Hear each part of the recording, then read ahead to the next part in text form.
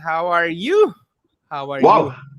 Happy Father's Day to all. Happy Mother's Day, Anton. Happy Mother's Day. Kamusta? I'm good. I'm all set for tomorrow. Well, there's nothing to do tomorrow. Bahay lang kami. Ikaw, saan plano nyo? Of course! Sabay Oh, din. oh. Ang init lang, Spanky. Ang init lang. Pare, lugi na ako sa Meralco talaga. Sobrang laki na ng ayuda ko sa Meralco. Because you Oo. turn off the aircon for just an hour and then after, lalo pag hapon, pare, wala. After an hour, gusto mo nang buksan ulit eh. Parang you're almost feeling feverish. It's ridiculous. It's really ridiculous. Whew. Oo nga. Kamusta? Wow. But Ang init today we din. have special guests later. Pero ako may tatanong muna ako sa iyo. Okay. Sige. I'm so excited. Wait, Na we'll greet muna. Welcome to all the people watching on the live stream and watching on the replay. This is the Manila Podcast with Anton and Spanky, and we have a special episode today entitled "Fighting for F&B," and we'll be joined by two of the greatest chefs in Manila. Yes, mga Spanky, anong tanong special mo? guest yan. Mga special guest yan, di ba? Oo. Hindi, ganito, Anong tanong ko lang. Kahapon kasi, did you hear about that? It became viral.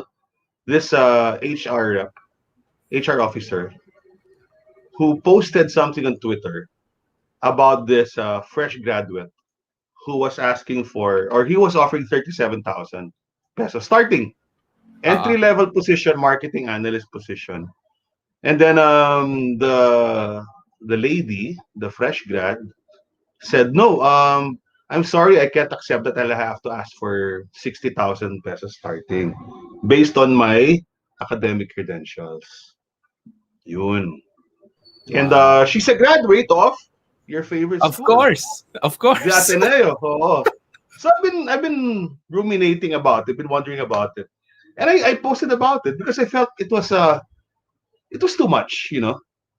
This is my point of view. No, of course there are so many divergent point of views, but my point of view is this: um, you were you know what position you're applying for. You're obviously there, whether it's a Zoom meeting or whether you're physically present during the interview. You know what company you're applying for. So if you're smart, you've done your research. And you know the job. It's an entry level marketing analyst. Regardless of who you are, regardless of where you're from, I don't care if you're from Stanford, Harvard, UC Berkeley, I don't care. Pero sana, alam mo naman sana yung expectation mo, manage your expectations kasi alam mo naman yung posisyon eh. Hindi ka naman na-hire na as manager eh. Di ba? And then, so what happened was the HR rep, mali naman siya, pinost siya sa Twitter na medyo maraming detalya. So sinabi niya, Ateneo grad. But what really got to me was the explanation. And there's no reason for him to lie. Di ba? Napuno lang yun. Na bad trip lang siguro, di ba? Bad trip na. Oo. Oo. Oh, Kasi anong ako, sabi? nagulat lang siya. So sabi niya, my mind, parang he was saying, I can't comprehend. My mind is blown.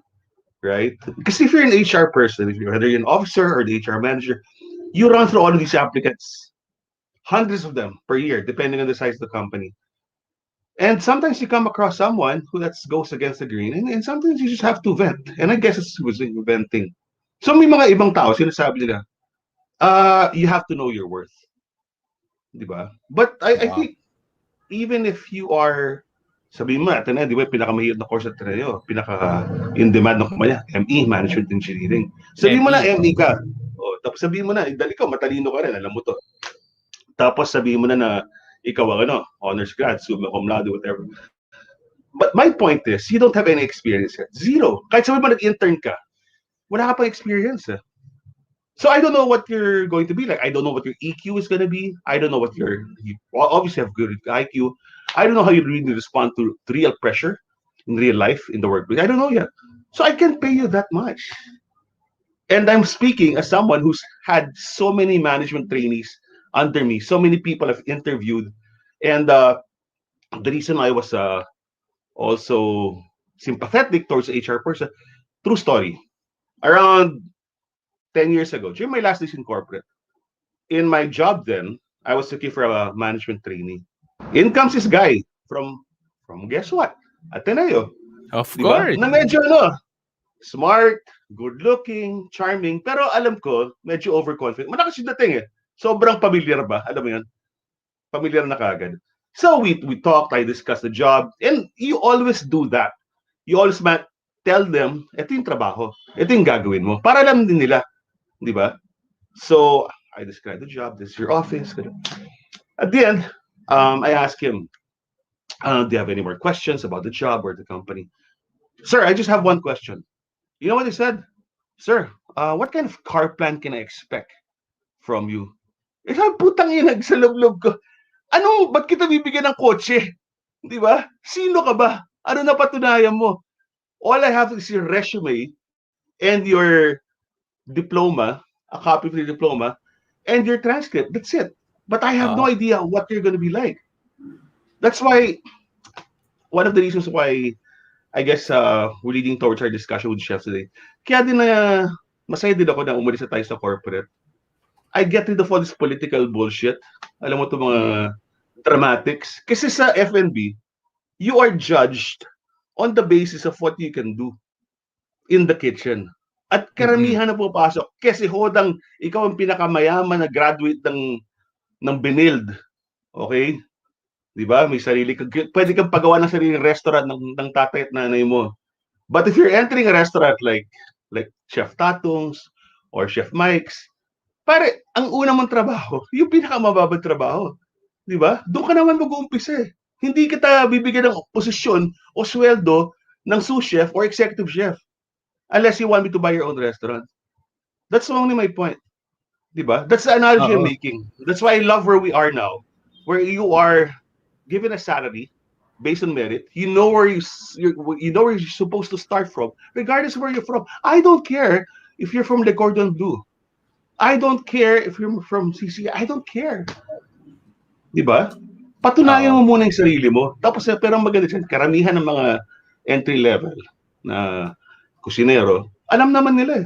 You give them a job as a line cook, peeling potatoes, washing dishes. I'm okay. I have to start somewhere. All the chefs you see on TV, ganun yung unang trabaho. Si Gordon Ramsay, the late Anthony Bourdain, ganyan lahat yan.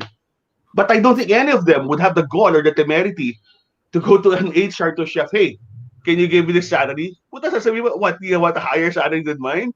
Fuck you, make your bones first. Pero Spanky, question, was it because we are in a pandemic or was it because 2x yung hiningi niyang initial salary? I think kapal. Entitlement. Okay. Diba? Yung some people are asking, oh, it's good that you know your worth. Bullshit! We don't know your worth yet. Hindi ka pa nagtatrabaho ko. Naka 6 months ka. Pumasa ka ng probation. I know your worth.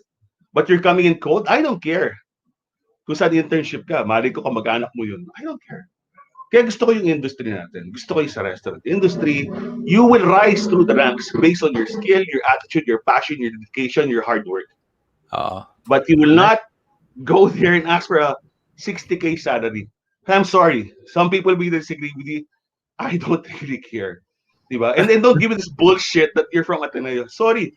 Ang dami nag-BPM sa akin. Graduate ako na Ateneo. Baka batchmate ko pa yan. Diba? Yung mga kabatch ko Ateneo. Hindi naman tayo ganyan dati ah. Diba? Yun yung sinasabi ko. Okay. Maybe you go there. Let me just remind people from the Ateneo, lalo din nag-college doon. Kami nag-high school doon. Nabuo yung character namin doon. Teacher ko si Pagsi, the greatest ever teacher of Ateneo. Yun ang naghulma sa akin eh. Di ba? Yung attitude mo ng man for others, ad majorem Dei gloriam, di ba? For the greater glory of God. Yun ang down from the hill. Ito kagad. Parang, anong sinasabi mo? Pumasok ka sa Ateneo para magkaroon ka ng diploma, para ihampas mo sa mukha ng HR, para humingi ka ng ganun sweldo. Bullshit. That's my yun lang. Kaya masaya ako, yung mga guests natin. Di ba? Yung isa dyan, Atenista pa eh. Di ba? Ayun, yun. Yeah. Gusto ko malaman anong point of view rin nila. I know. But ako, for me, I just want to relate this to where we are, our industry. I'm just saying, I'm glad I'm out of that corporate bullshit, all of those politics, all of these paramdam and everything, and sip-sip. I'm glad we're in the restaurant industry because here in the restaurant industry, you rise and fall based on the passion, your merits, your hard work, your talent. That's it. Amen. And these two guys, I know, our guests will introduce in 5 minutes, are exactly that way. Parang isa dyan, estudyante ko eh.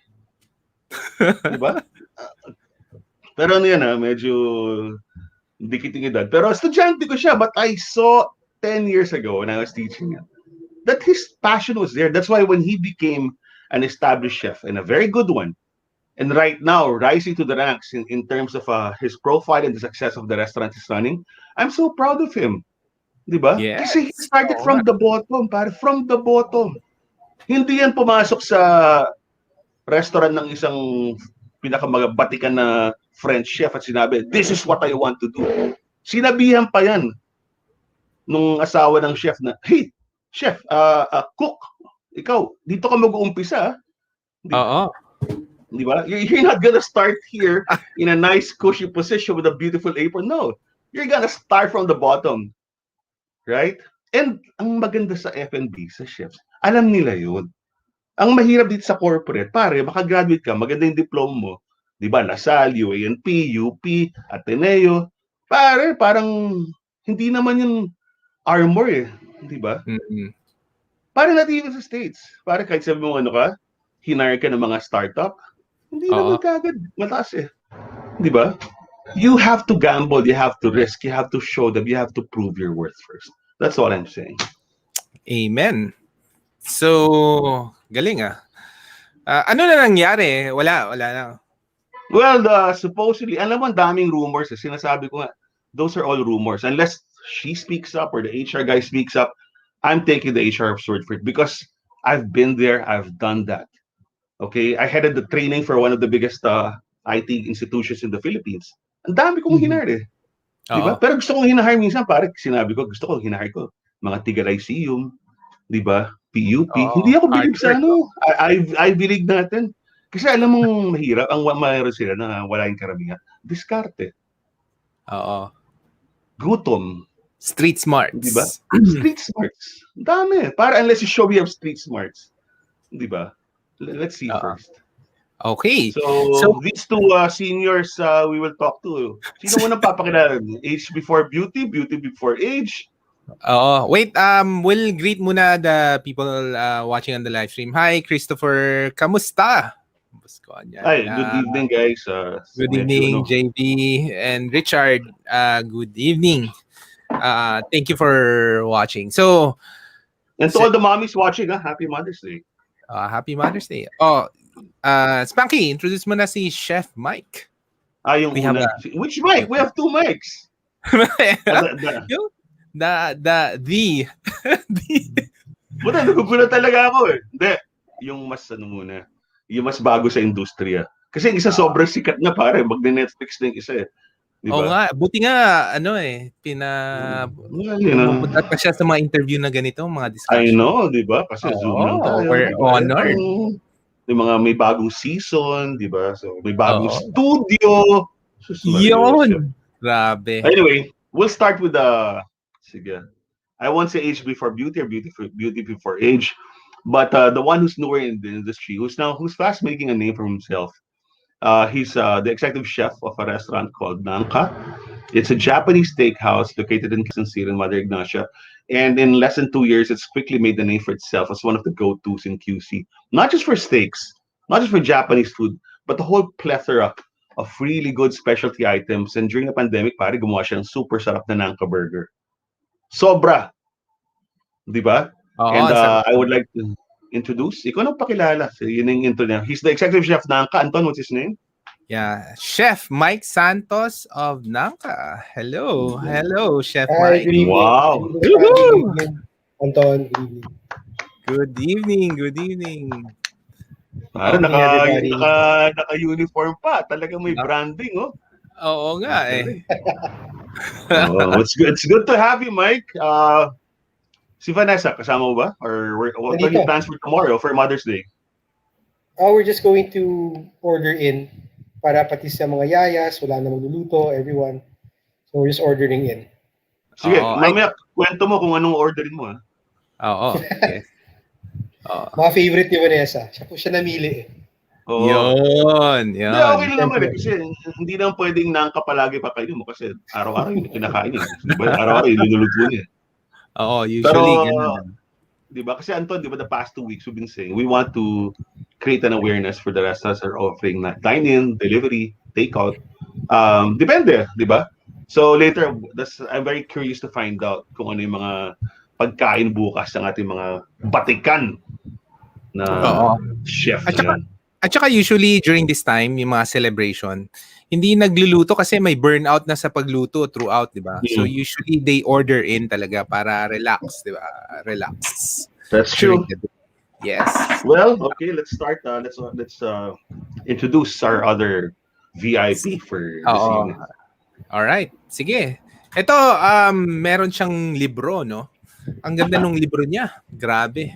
Yan ang Bible na ngayon ng mga dito sa bahay namin. Niluluto namin lahat. Ang favorite namin yung Java, chicken Java. Chicken Java, tsaka yung mga turmeric rice. Sabi ko, wow, okay to. Okay tong chef na to. Pare, He's gamit na transforming gamit the household Yeah. and the businesses, ginagamit yung mga menu niya for mga food businesses, di ba? so idol rin talaga to. Maybe you can yung libro niya, yung sinasabi natin, it's called Simpol. Like Simpol. Simpol. Accent ako. Simpol. It's now available on Amazon.com. So kung kayo nasa North America, diba? And I guess all over the world soon you can order this book. And it's really our copy is super. You know what? Tanong mo siya. What did you have for dinner tonight? Oh, what did you have for dinner tonight, Spanky? Taiwanese pork chop. From Simpol. Sus Mariosep.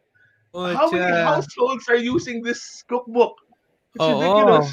Naging reference na. Yung sa amin, gutay-gutay na talaga. As in, galing. Gutay-gutay. Pero meron ka naman, may QR code ka naman. You can QR code.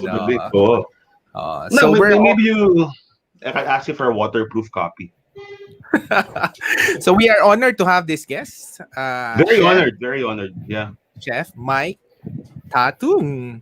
Woohoo! Wow! Wow! We're not worthy. Everyone last. Oo. Grabe.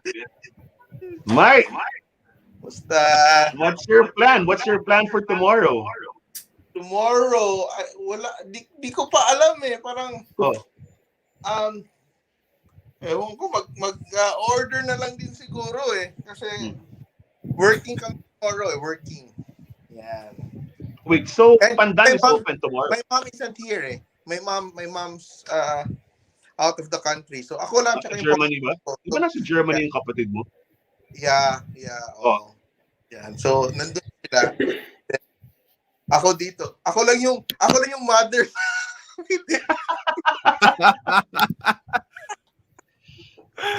Yeah. Anton, I have to ask Myke, is that your new studio? I know you've built a new studio. Yan. Oh, I'm in the editing room. Yes. Wow. Nice. And today is May 8th. So you launched the new season of Simpol today, right?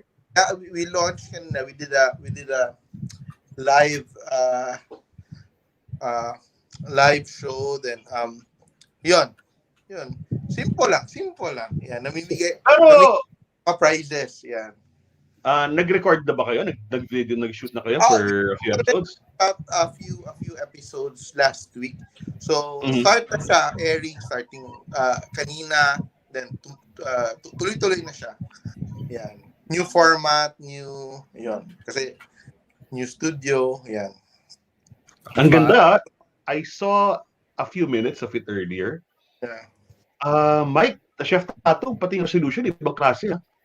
The whole studio seems brighter. It's changed. It's subtle, but you can see it. Ibang-iba na. Yeah.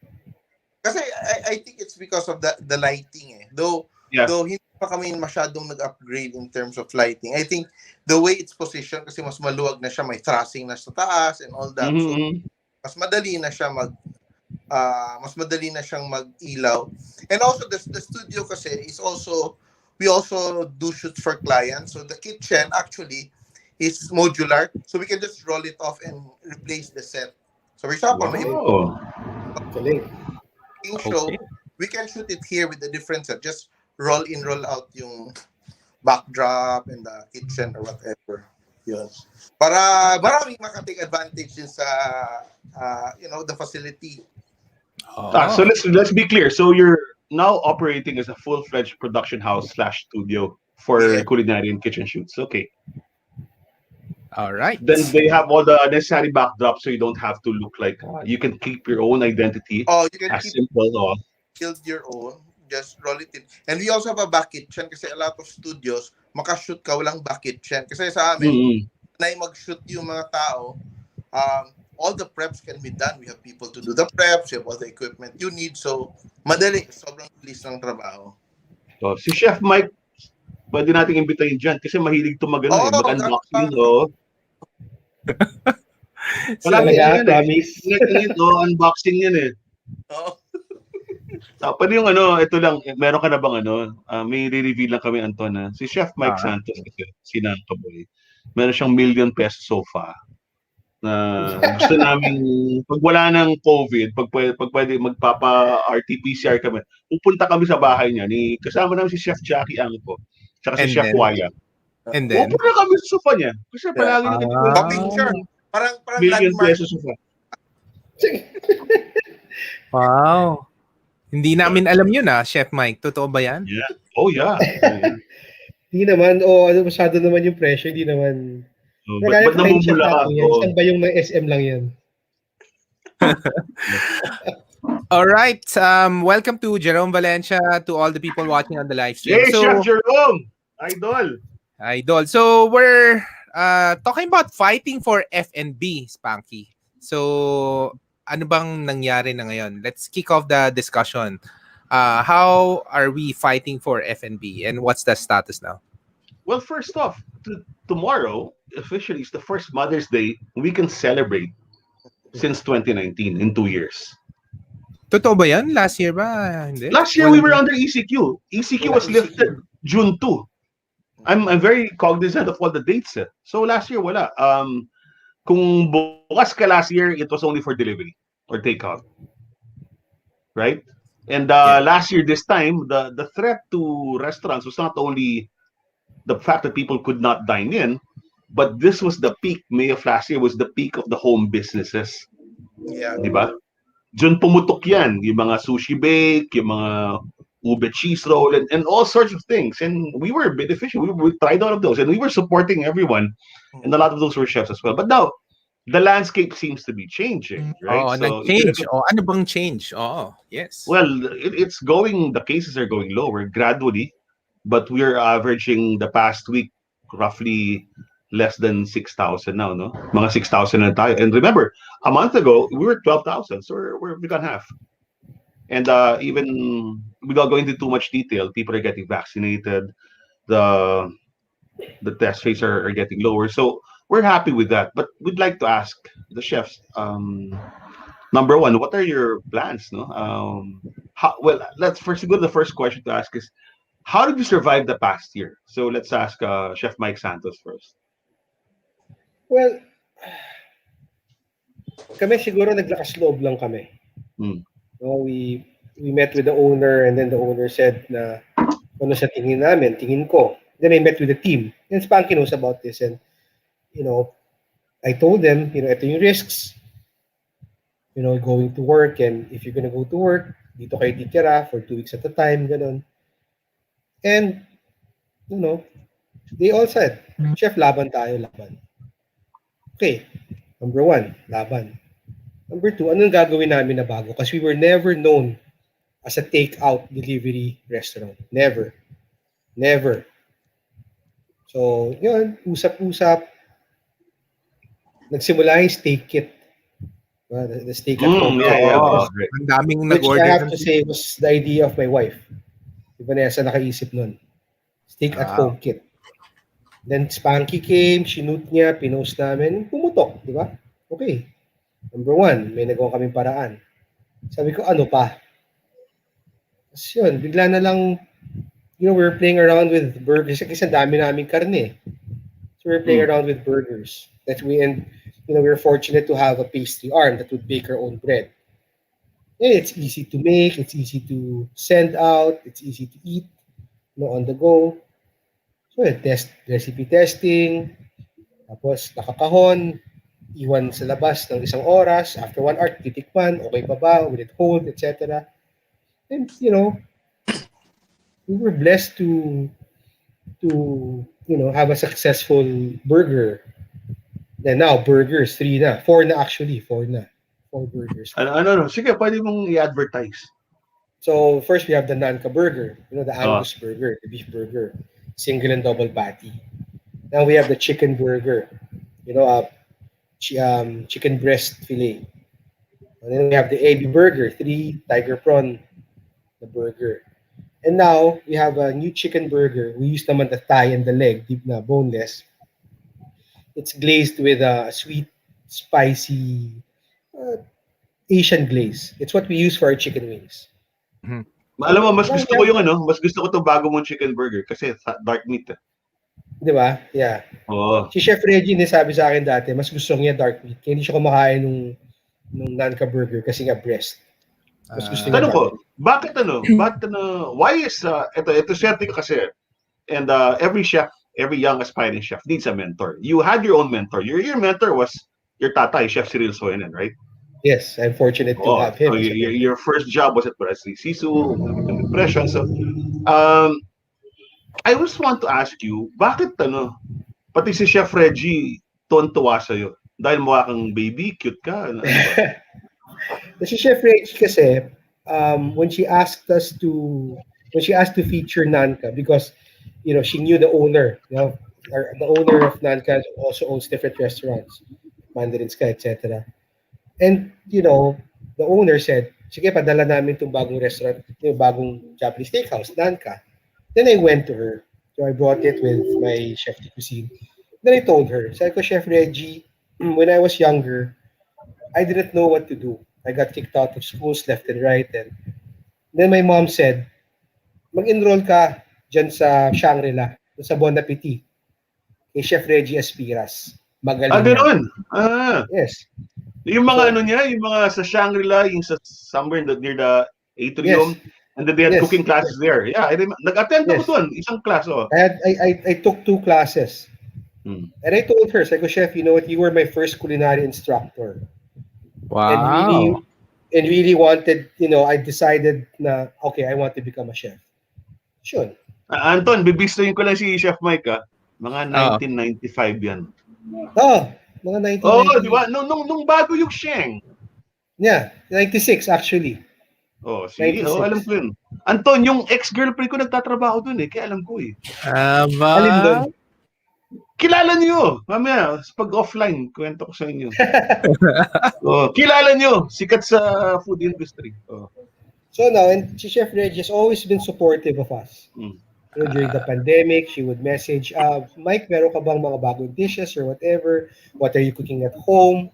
I would send her pictures and whatever. O send me naman the recipe of your mac and cheese because my wife and kids, they love mac and cheese. So I made, dito sa bahay, di ba? Sarado pa Nanka nun And then yun. And now, always kept this relationship. Pero, Chef, kamusta naman tong second ECQ and Mother's Day for tomorrow? How's the situation happening for Nanka? Actually, pretty okay. We can't complain. We have a lot of orders for tomorrow. I think my manager Abby posted nga dami kaming orders for tomorrow and we were happy about that. Like Spanky said, last Mother's Day we weren't open. And I don't even think we were open for Father's Day. Hindi, late na kayo nagbukas pare. Yeah, late na kami nagbukas So, now it's we're blessed. No, we're happy that people are ordering and on a regular basis we have people who order. May mga regulars kami. Okay. That's true. Pero Sige, open yung 10% dining, no? Open yung 10%. Open. Pero may ginawa kami nung nag-ECQ na sinabing no indoor dining. Alam ko yan. Ginawa namin outdoor dining yung parking lot sa harap. That was a Sunday we decided. Di ba Sunday nag-announce? Sunday we decided. Monday bukas na kami nun. And Spanky was there on a Tuesday. Yeah, kumakain akong burger. Wow. Alam mo, yung mga tao yan, kahit mainit, lumalabas sila. Yeah, bahala na. Nagpaalam kami sa barangay, Monday na. Nakatayo na lahat ng tent, nakalabas na lahat ng table, nandun na yung iwata. You know, nakasloob lang talaga eh. And Oo. I'm blessed with a team na palaban. Palaban That's lahat yun eh. Yeah. Oo. Alright. Kamusta naman sa Pandan? Ano ba nangyari sa Pandan? Oo. Yung Pandan kasi yung parang when di ba nag-close the very first, I don't remember the month lang, yung pwede na nag-open kagad kami. Yung parang lakas loob lang siya. So for the first month nung last year, medyo mahina. Then eventually nag-pick up. Actually okay yung takbo ng Pandan kasi we have a lot of regulars. Hindi nga kami pumasok sa delivery kasi I found delivery medyo cumbersome, parang Talaga? Okay. ayoko ng delivery kasi parang yung quality hindi mo control, 'di ba? Yung So at that time hindi talaga kami nag-delivery. It was just dine in. Ang advantage lang sa Pandan because sobrang laki ng space. Kahit sabihin 50%, 30%, marami pa rin 'yon, 'di ba? parang sa Tomas Morato area, one of the biggest siguro yung floor area namin yung seating namin. So that was our advantage. So kahit nag-skeletal staff kami, parang nag-balance off lang siya. In fact, towards the end December, parang na-recover na namin yung mga losses namin nung part na months na nag-close.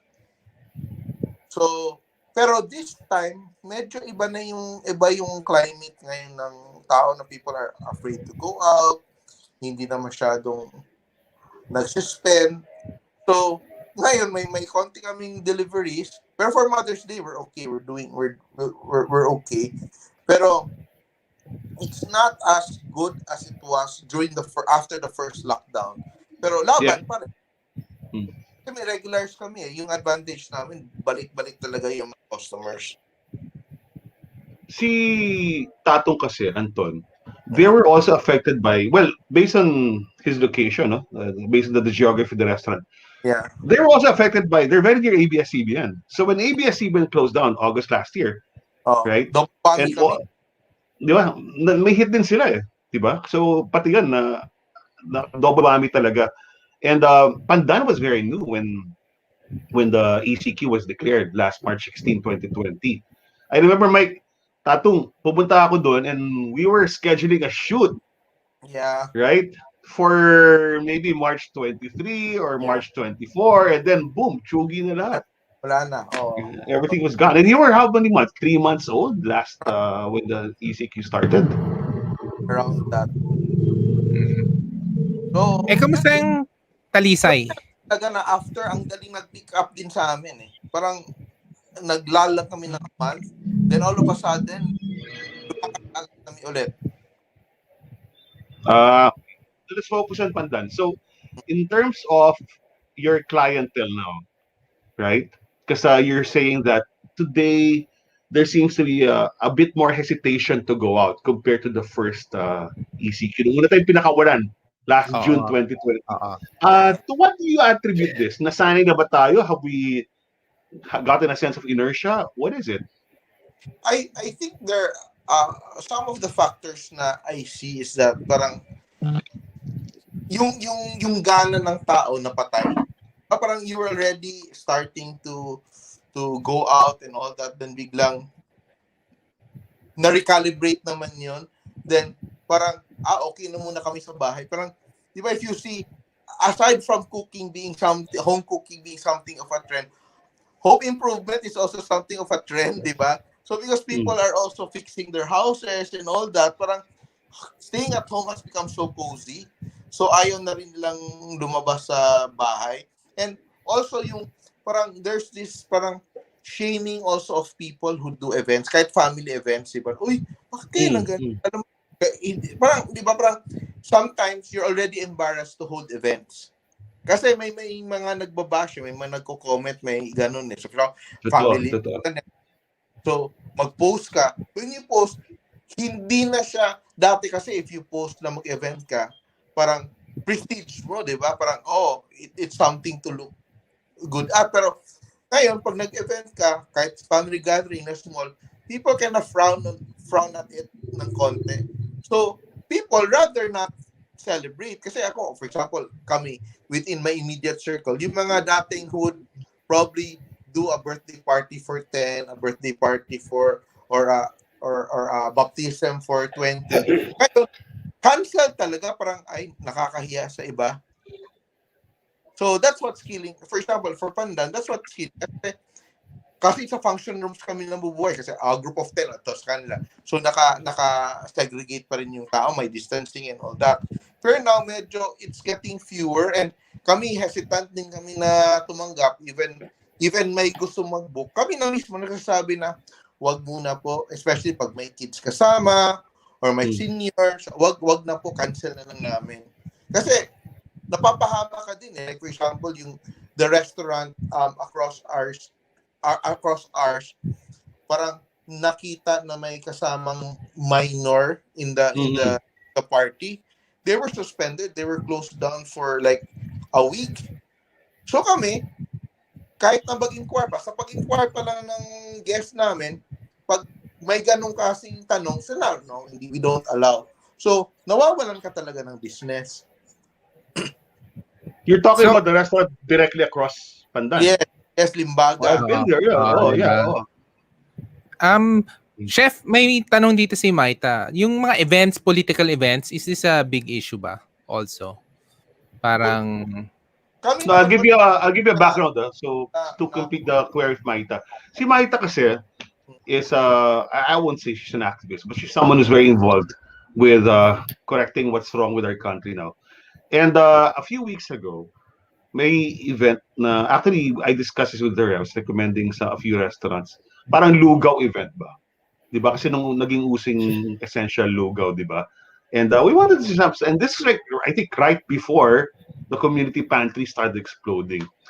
And she actually had, based on what she's saying now, she actually had a bit of a difficulty finding restaurants to work with, simply because they were afraid that there might be some repercussions if there's even a hint of political color in your event, no? And even if you say lugaw, parang biglang may politika yan. So even a simple thing like that, ang daming nangyayari. And Myke, Tato would know this, Myke would know this. It's we're sort of like treading on eggshells also, di ba?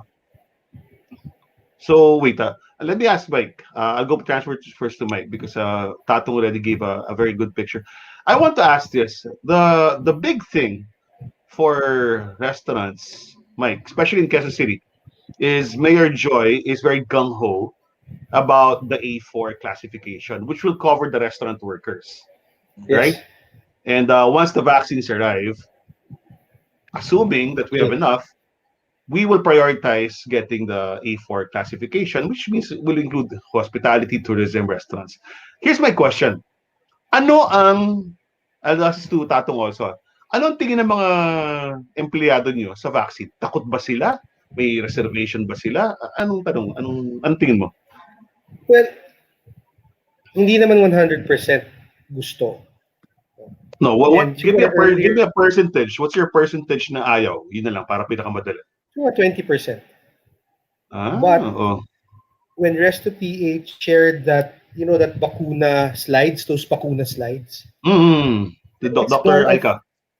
Yes, education. And we're because of comorbidity, my wife and I got early vaccine, and it was to show them na kukuha ako vaccine. It's safe. I feel it's safe.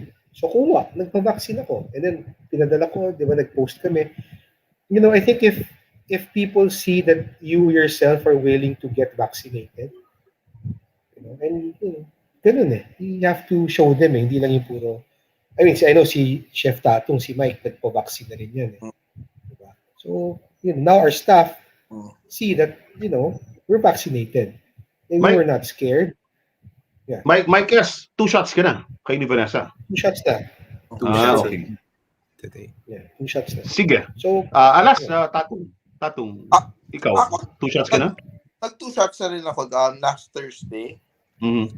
So, Pero hindi ka pa senior ha, bata ka pa. Oh. Hindi pa senior, hindi pa. Malayo pa. Oh. Yung sa akin kasi, actually my circle talaga, the people that are around me, halos willing mag-vaccine eh.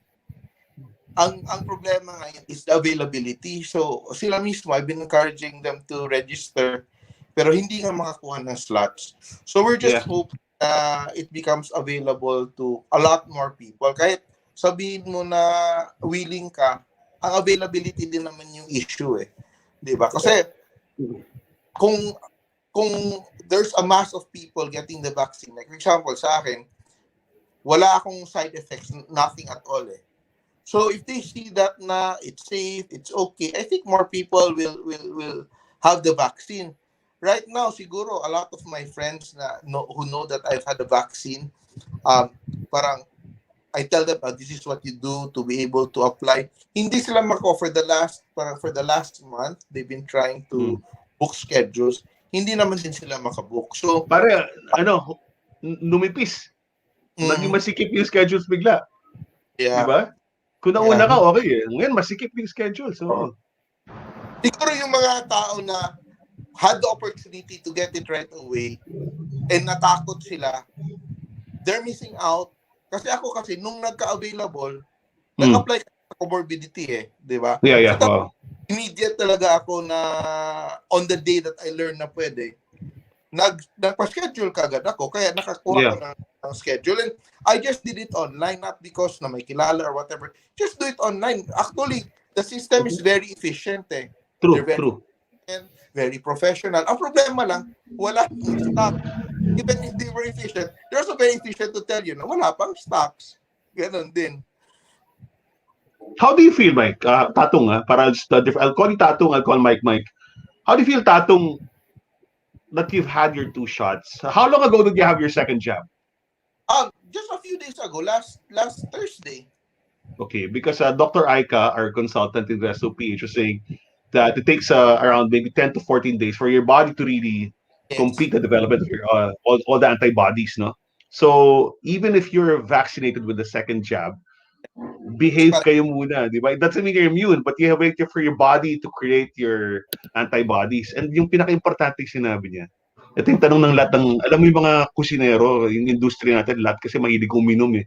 Yung number 1 question ng seminar sa vaccine, how soon after can we start drinking alcohol again? Sabi ni, and everyone listening, ito yung sabi ni Dr. Aika, 2 weeks to be safe, di ba? Because alcohol will affect, no matter what you say, alcohol can affect your body and it might lessen your immunity and the way your body's developing all of these antibodies. So, hinay-hinay muna.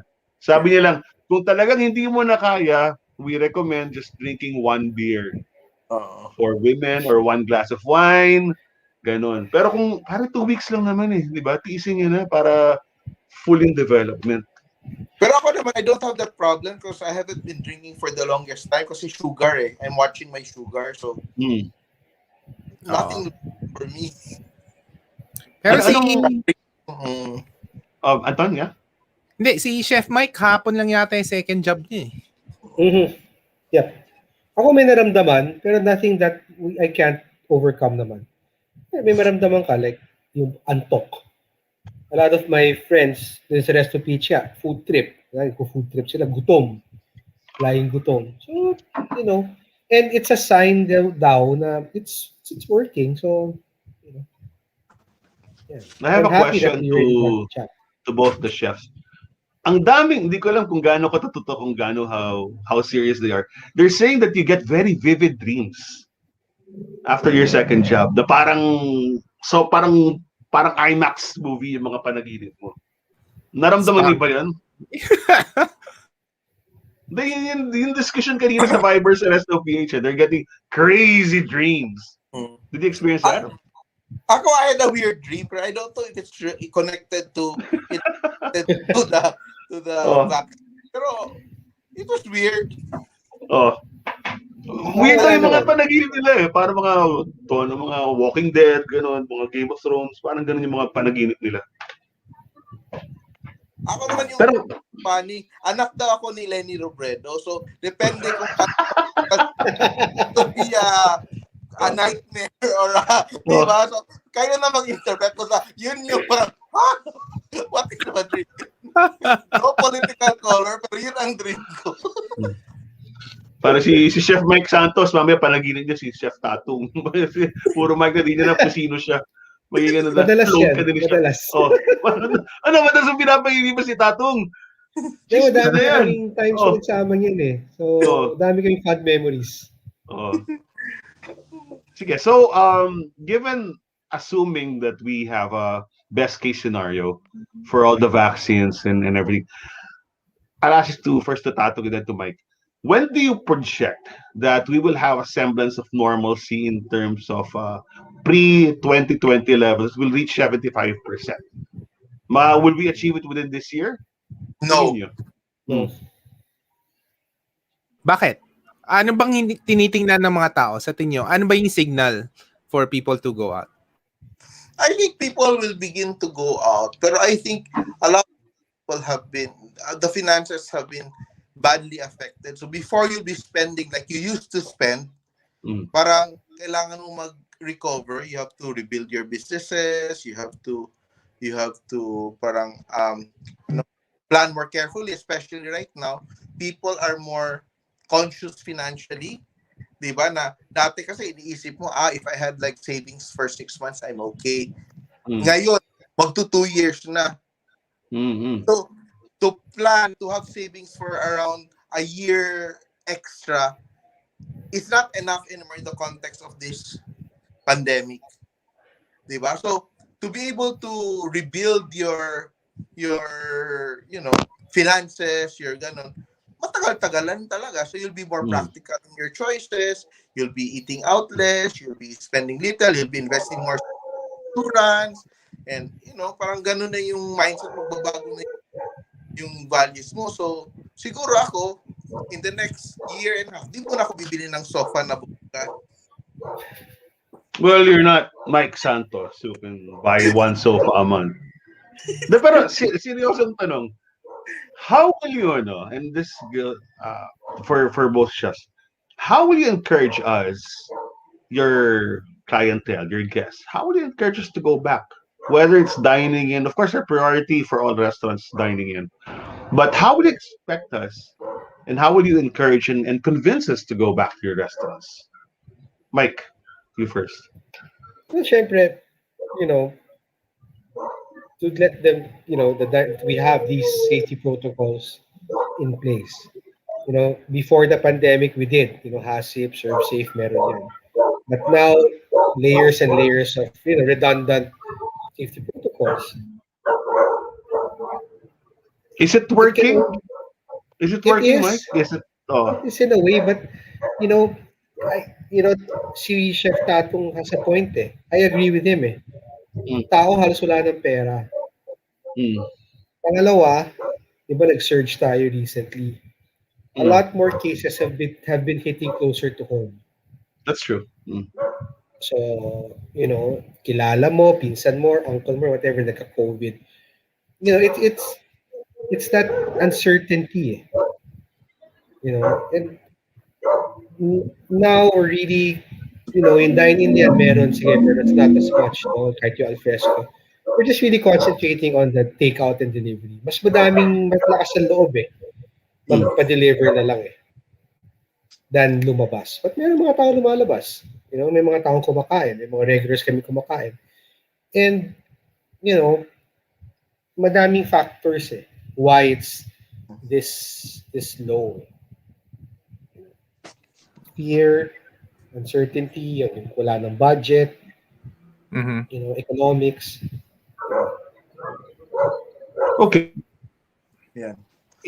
Sorry, may mga aso nagwawala. Myke Tatung, you have something to say? For me, parang ang tingin ko kasi it's good or bad. Kasi like, pre-pandemic, ito naman yung naging problema ng restaurant industry. Because it was so easy to open a restaurant, anak mayaman, may connection, or tripping lang. Wala talaga alam, tripping lang. Kaya mo, it was so accessible. It was so easy to put up a restaurant as a status symbol. Di ba tama? Everywhere, nag-open. Alam mo, the nice thing that's happening with this pandemic right now, yung mga hindi deserve matira, natatanggal din eh.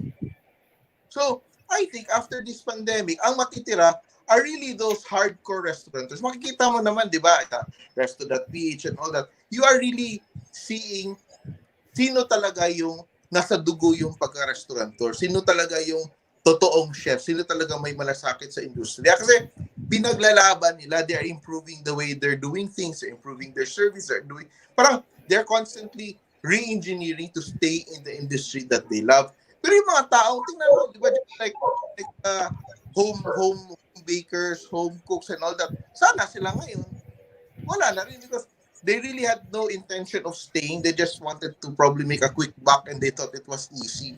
So sa akin, for me, ako, matagal na rin ako. Marami na sa kilala natin, matagal. Ako, I have no worries about the real, hardcore, legit restaurant owners, chefs, because they will survive. Yung mga hindi talaga, sorry, it's not for you. So, what will happen? The market will benefit because what will be left are the better restaurants, no? Better service, better food, better all that. So, pati mga influencers, yung mga, di ba, speaking of influencers, yung dati, anybody could be an influencer. Kasi sobrang daming restaurant nagbubukas para lang mapansin. You create your own influencer kasi hindi ka makapasok sa mga totoo. Ngayon, nung pandemic na hindi na nabibigay ng mga libreng pagkain, nga din yung mga fake influencers. So, ang matitira, ako, bahala kayo dyan. Ang matitira, yung mga totoo, yung mga legit, sumisikap, di ba? Pag hindi kayo ganun, goodbye. Sorry, ganun talaga yung life. Oo. So may reset ng industry, no?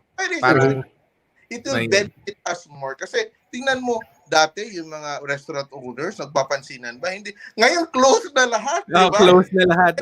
Dati. Flyers, nagsishare na ng mga contact, nagsishare. Diba? Hindi na tayo competitive. We are already cooperating. We are already acknowledging that we have our own strength na we don't have to hide information from each other because kung magaling ka talaga. Hindi mo kailangan kumupal sa ibang tao. Okay. May question ako on restaurants and vaccine. Would it go to a point na there'll be a section for vaccinated people? Or vaccine passport? Or how are you guys thinking about vaccination just to get people out of the houses? Anton, I'll leave off. We're there, no? Sige, go. Ito kasi may ginagawang programa that's called Bakuna Benefits. Right? It's being led by the same Ingat Angat group that includes Margo from McDonald's, Pepot from Jollibee, and all the rest. But that's predicated on, like Tatung said and what Myke said. If the vaccines arrive, then we can easily implement all of these things. As far as a vaccine passport goes, yes, it's been discussed, but that's also treading on dangerous ground. If we had problems before with senior citizens discounts and people feel that they're being discriminated against, diba? It can be a very sensitive issue.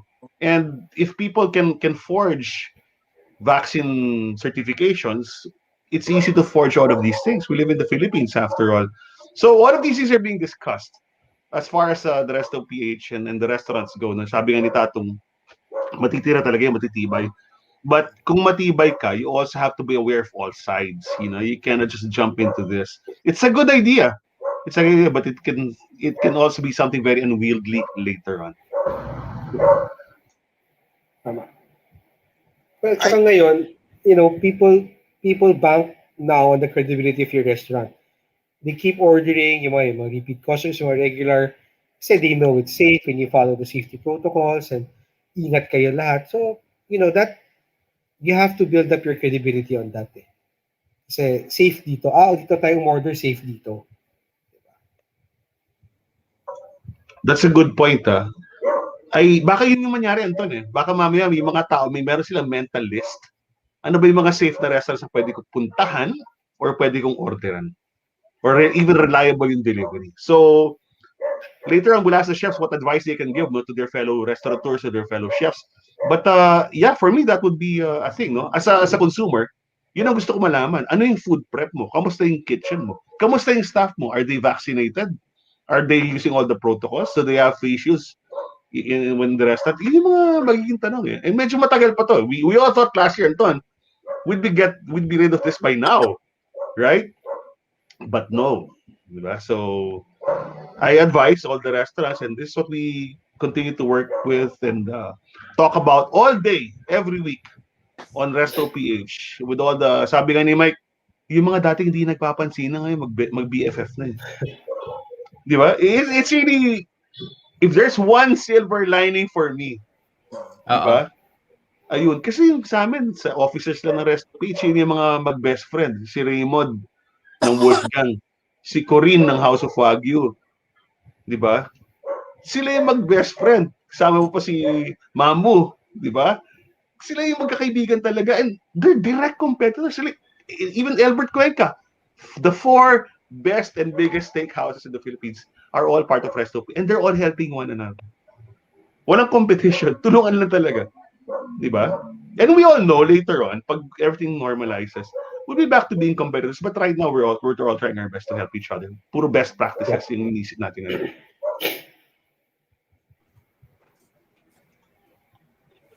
Maraming aso dito, pasensya na. So, do you have a question, Anton, or we can move on to our Mother's Day questions? Sige, Mother's Day. Go, Spanks. Ako, ito. Gusto ko naman. So, tapos na tayo sa business, di ba? Pero, alam naman natin yung landscape. We know what to do. But I'll ask Chef Myke Santos first. Okay. What does Mother's Day mean to you? And how would you transmit Mother's Day and to make sure that your guests, your clients, enjoy Mother's Day? What are you planning to serve? For example, what's Nanka offering? Here's your chance. And then later on, as a segue to that, what are you going to, if you could cook for your mom, right? What kind of food would you do for your mom? But Mother's Day has always been, before I became a cook, it's always a big deal. Pero si mom yung nagluluto. My mom's an amazing cook, and we're lucky to have that. When I became a cook, Mother's Day was always one of the dreaded days to come to work. Mother's Day. Kasi pagpasok mo pa na ng umaga yan, hanggang pag uwi mo ng gabi, wala kang pahinga. But, we still did it every year. It's because mommy eh. No? Ako, mommy's boy ako eh. I grew up as a mom's boy. No? Siyempre, mommy yan eh. So, Mother's Day means, I was posting, huwag niyo na paglutuin yung nanay niyo. Umorder na lang kayo. So don't have her cook. Araw niya yan eh. Aside from her birthday, it's only 2 days out of the year. Huwag niyo na paglutuin. Honor them the way they deserve to be honored. I used to cook for the family pag may okasyon, like Christmas or New Year or Mother's Day or whatever. My mom naman madaling madaling pasayahin sa pagkain. As long as ikaw nagluto, okay yun. My mom loves seafood. My mom loves salads, etc. Yung gulay.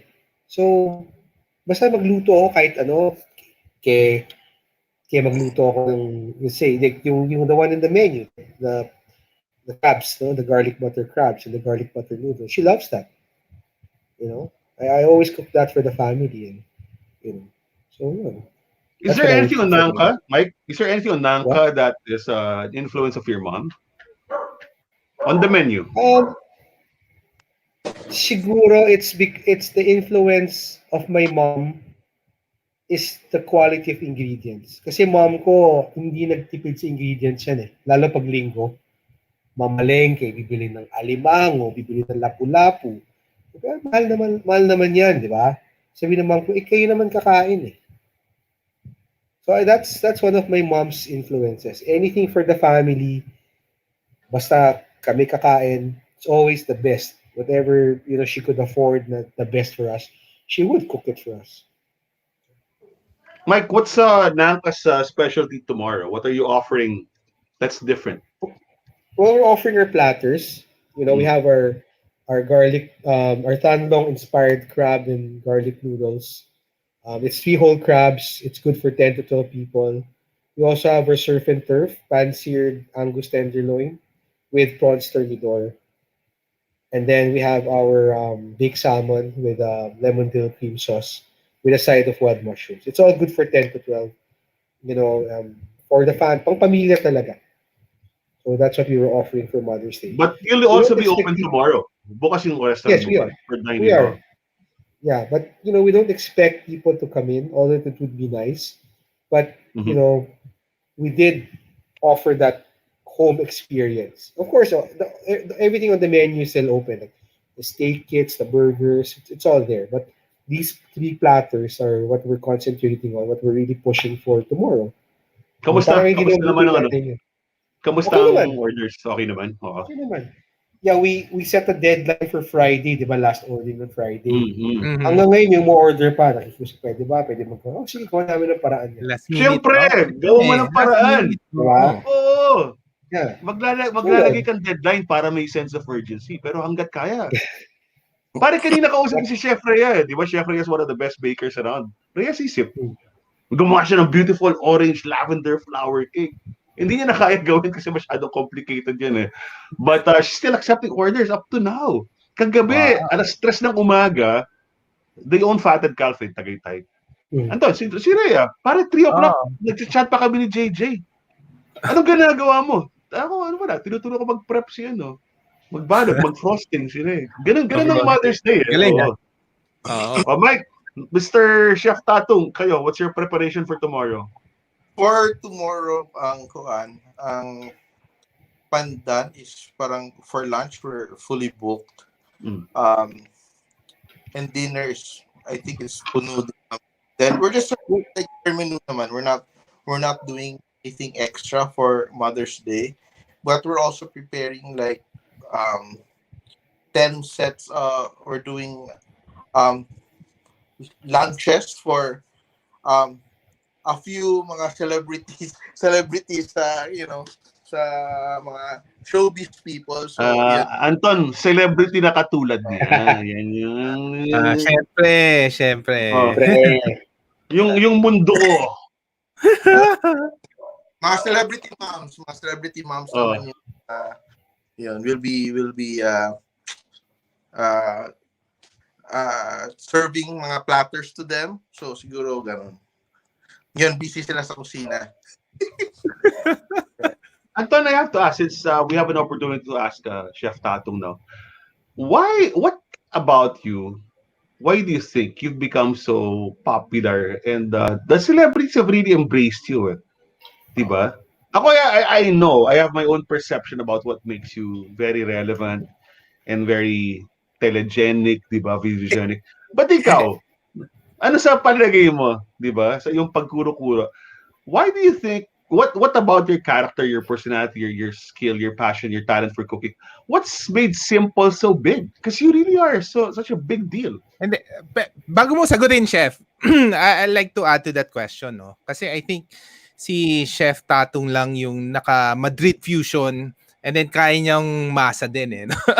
So it's kind of fascinating. Nag-present pa yan sa Spain, all this Madrid fusion. From house to doctors. Oo. Anong sikreto? Yung kuan, siguro tiyaga lang siguro. Eh, di ba, alam niyo naman, I've been up, I've been down, I've been up. I think people just see the parang honesty in that. Kasi, di ba, hindi naman tayo, di ba, siguro not trying too hard to impress people, trying too hard na to be something na hindi. So parang gano'n lang siguro na parang not because of greatness, pero parang naging constant fixture ka na lang sa consciousness nila. Kasi ilang taon na, di ba? Ilang taon na, ganun, di ba? Nandiyan, nawawala. Minsan, tumatahimik, umiingay, parang ganun. Same pa rin. So siguro I think people just takes comfort in the fact na I'm the same person since the time na nakakilala tayo so many years ago and up to now. God. Parang, yun lang siguro. I think that's it eh. Does not have to be great. Hindi kasi magaling ako, mabait ako. Pero yun lang, yung constancy of seeing the same person na to be a barometer to measure how far you've gone as well, or ano na yung nangyari around you. Di ba? Walang pandemic, may pandemic, pareho pa rin, tawa pa rin ng tawa. So I think that gives people that kind of parang comfort. I don't know. I agree. Anton, we've known Chef Tatung for quite a while, remember? Yung una natin nakilala si Tatung sa ano pa eh. What was the first restaurant, Myke? Is Maginhawa? Anong alin? Tawa, yeah, oo. Sa Maginhawa. Yung Tatung bahay. Tato yung bahay. Tatung. Kami ni Vanessa, we love eating there. Tapos nagkakilala kami ni Chef Myke, tapos bibigyan niya kami ng halo-halo, yung may gata. Diba? Yeah, no. Tapos actually, before the pandemic, when Vanessa and I celebrated our 15 years, nung nag-renewal kami, we had a reception at Talisay for family and close friends. Yeah, at Mike's place. Yeah.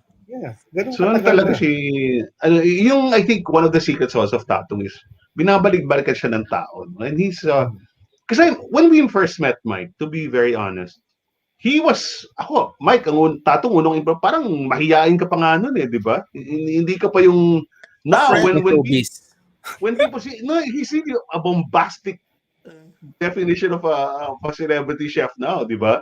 When people ask him for autographs, he's very warm, all of these things. But I thought he was keeping more of a low profile. But when you started doing, was it unang hirit nung marami kang appearances? Umagang kay Ganda, yeah, sa kapamilya ka nga pala. So from then on, you'd see the transition of Myke from being a chef, a restaurateur, successful one at that, who had his ups and downs through, but he started creating this identity which the public readily embraced. Correct? And even when I look, my mom and any person I know from Australia to the States, pag sabihin kong, uy, kaibigan ko si Tatung, uy, pa-autograph, pa-picture kayo, di ba? Pati kanina, Anton, nung sinabi ko, guess natin si Tatung, pare, maraming gusto manood. Ayun. Oo. Magpa-picture na muna tayo bago matapos. Okay. Tingnan tayo sa camera. Okay. 1, 2. Alright. Oo nga, ang galing. May gayuma si Tatung eh, di ba? mga mami, mga tita, mga lol. Pareho kayo ni Chef Sharwin. Hello to Chef Sharwin, our favorite chef. Chef Sharwin, by the way, has a new book, ha? Oo nga. Ano ba? Food around, it's here. It's the Gospel of Food. He's a very good writer. And by the way, Chef Tatung started as a writer also. Ano yan? Journalist sa Cebu. Hindi lang journalist, concert promoter, ano pa ba yun? Talent manager, rockstar, lahat. Daming racket Oh. So here, tomorrow we're looking at Mother's Day, and earlier we said that, and this is something we all felt. We felt that we had momentum coming off Chinese New Year and Valentine's weekend. That was February 14, that particular weekend. And unfortunately, a couple of weeks after that, bigla nagkaroon ng outbreak, tumaas yung cases. And the people's behavior changed. I think we're all finding it more difficult to get out of this ECQ compared to the timeout that we had last August. Do you agree? Yeah. And how do you feel that as far as spending power goes, although we discussed this earlier, do you think that there's a chance, or what kind of offers can restaurants make to entice people to buy more? I've been promoting restaurants day and night. You know this for the past year, no? Pero kayo mismo, anong feeling? Mag-gimmick ba? Sale? What can work? Just to draw in revenue, huwag na muna rin pag-usapin yung dine-in. But what can you sell? What can you offer? What discounts can you give? It's for the benefit of the other restaurateurs and chefs watching also. Anong tip mo bibigay? Myke Tatung. Yung sa akin kasi, it's really about customer loyalty. It's really relationship building. Kasi ako, I don't like promoting discounts. Kasi hindi sustainable eh. Kasi if people just buy from you kasi may discount or may sale ka, you're actually losing a lot of money. Pero hindi magbabalik naman yan pag nag-regular price ka. It's the same reason I don't want to I don't want to do takeout. Kasi the value perception of food na pag kinain mo sa restaurant at rinihit na sa bahay, magbabago yung value perception. So, you have to make adjustments for that. So parang ako, I'd rather na parang take care of your clients now so that they sustain you. Kasi if you're investing too much, bakit din siguro pag wala kang mga suki, walang mga regulars na bumubuhay sa iyo eh. You go into deals na, you go into engagements with delivery services sa sobrang laki ng cut, you go into discount promos and all that. At the end of the day, nag-lose ka ng money para sumikat ka for a short period of time, but after that period, balik ka naman sa low sales. So parang crazy, it's crazy ba? So parang you really have to be very careful. You have to be very parang clear ba in your strategy. Kasi pag hindi talaga kaya yung operations, parang you try to operate below your OPEX, patay ka na talaga. Wag mo nang lokohin yung sarili mo, 'di ba? Don't fool yourself. You really have to either cut your operations, cut down manpower, cut down all costs, rather than trying to force parang fake sales ba? Kasi wala. Kasi mahaba pa to eh. Like, I don't see this turning around in the next year and a half. Swerte na if you do. Kaya ako, I'd rather be pessimistic about it. Kasi kung mag-overproject tayo ng recovery, pag tayo ng PC, wala ka na. Tapos ka na. Okay.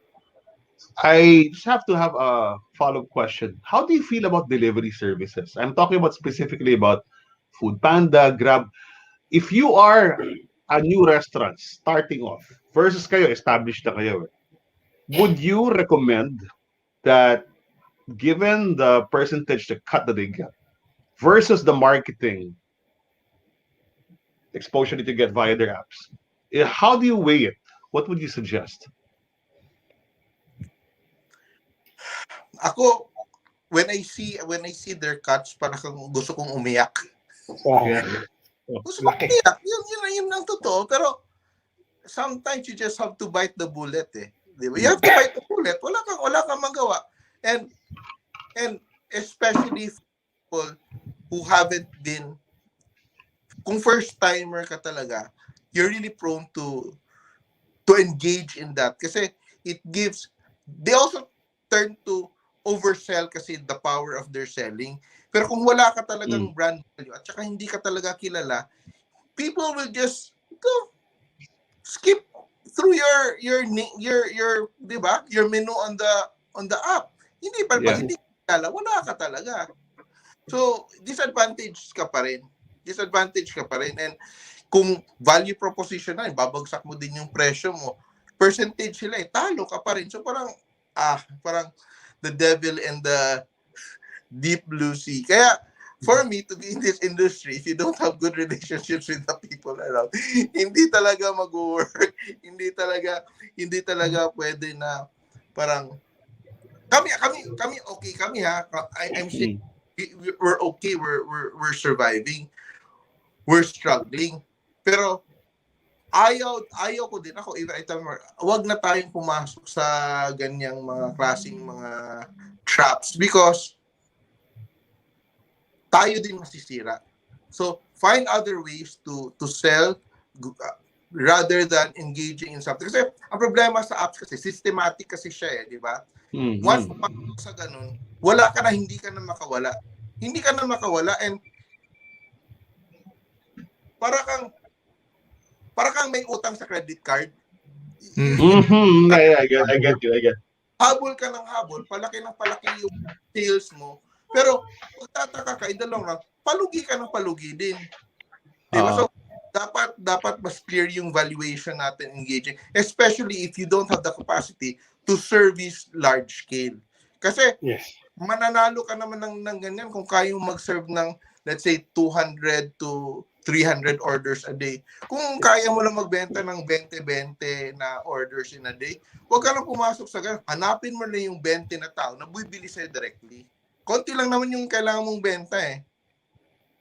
So medyo madugo kasi yung economies of scale dito, no? So just to summarize what Chef Tatung was saying, guys, if you're new in the business, you have to know your numbers inside out. You have to know your food costs, you know, have to know your utilities, salaries, and compute everything. Kasi malaki yung cut talaga ng apps.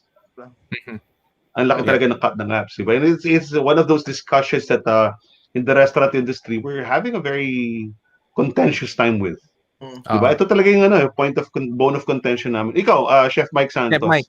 Oo, Chef What Myke. do you Gusto ko think about malaman that? kasi bago rin siya in the industry and anong point of view, di ba? Kami, we never tied up with any of the delivery platforms.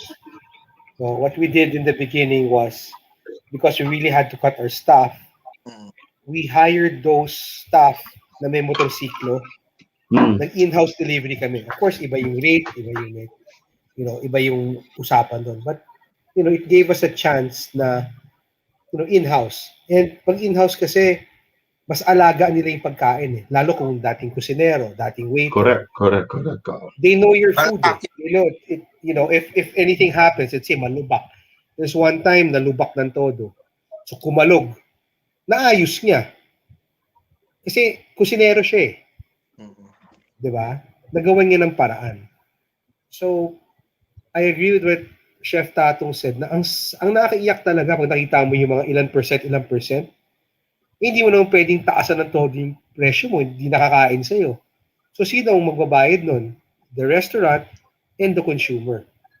And they're getting smart, So, the apps are all saying, no, you can't increase your price, di ba? Kasi alam mo, what's your tendency? If you're the restaurant owner, tatasan ko ng konti yung presyo ko, di ba? Para bawi ka ng konti. But sinasabi sa amin ngayon, hindi, dapat yung presyo mo sa menu sa website mo, sa menu mo sa restaurant mo, medyo ganun din yung presyo mo. Hindi mo pwedeng adjust kasi parang sasabihin ng app, di mahirapan kami benta yan kasi mas mahal sa app. So maraming ganun, may mga kasong ganun. But it's Myke was right. So damned if you do, damned if you don't. Catch 22. But the bottom line is, if you can build something on your own where people will not need that app to get you, that's what you should do. Yeah. So I'll throw this to Chef Myke again. Si Tatung kasi, before the pandemic hit, Tatung was already a rising star.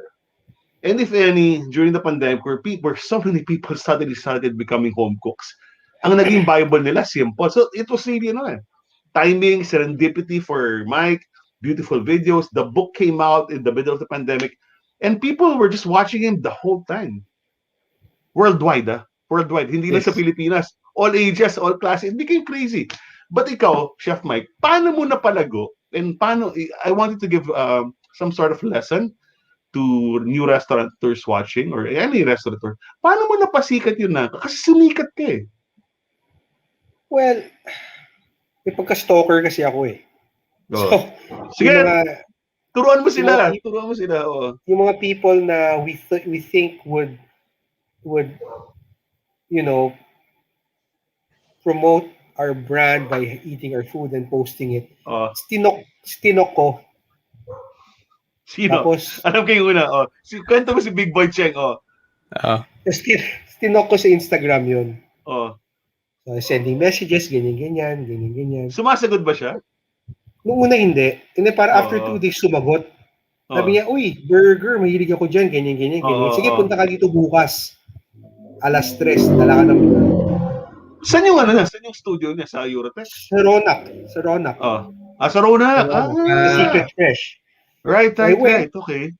I went, I brought some burgers, and then he reviewed it, and after that day, we've had this relationship. He would eat in the restaurant once or twice a month.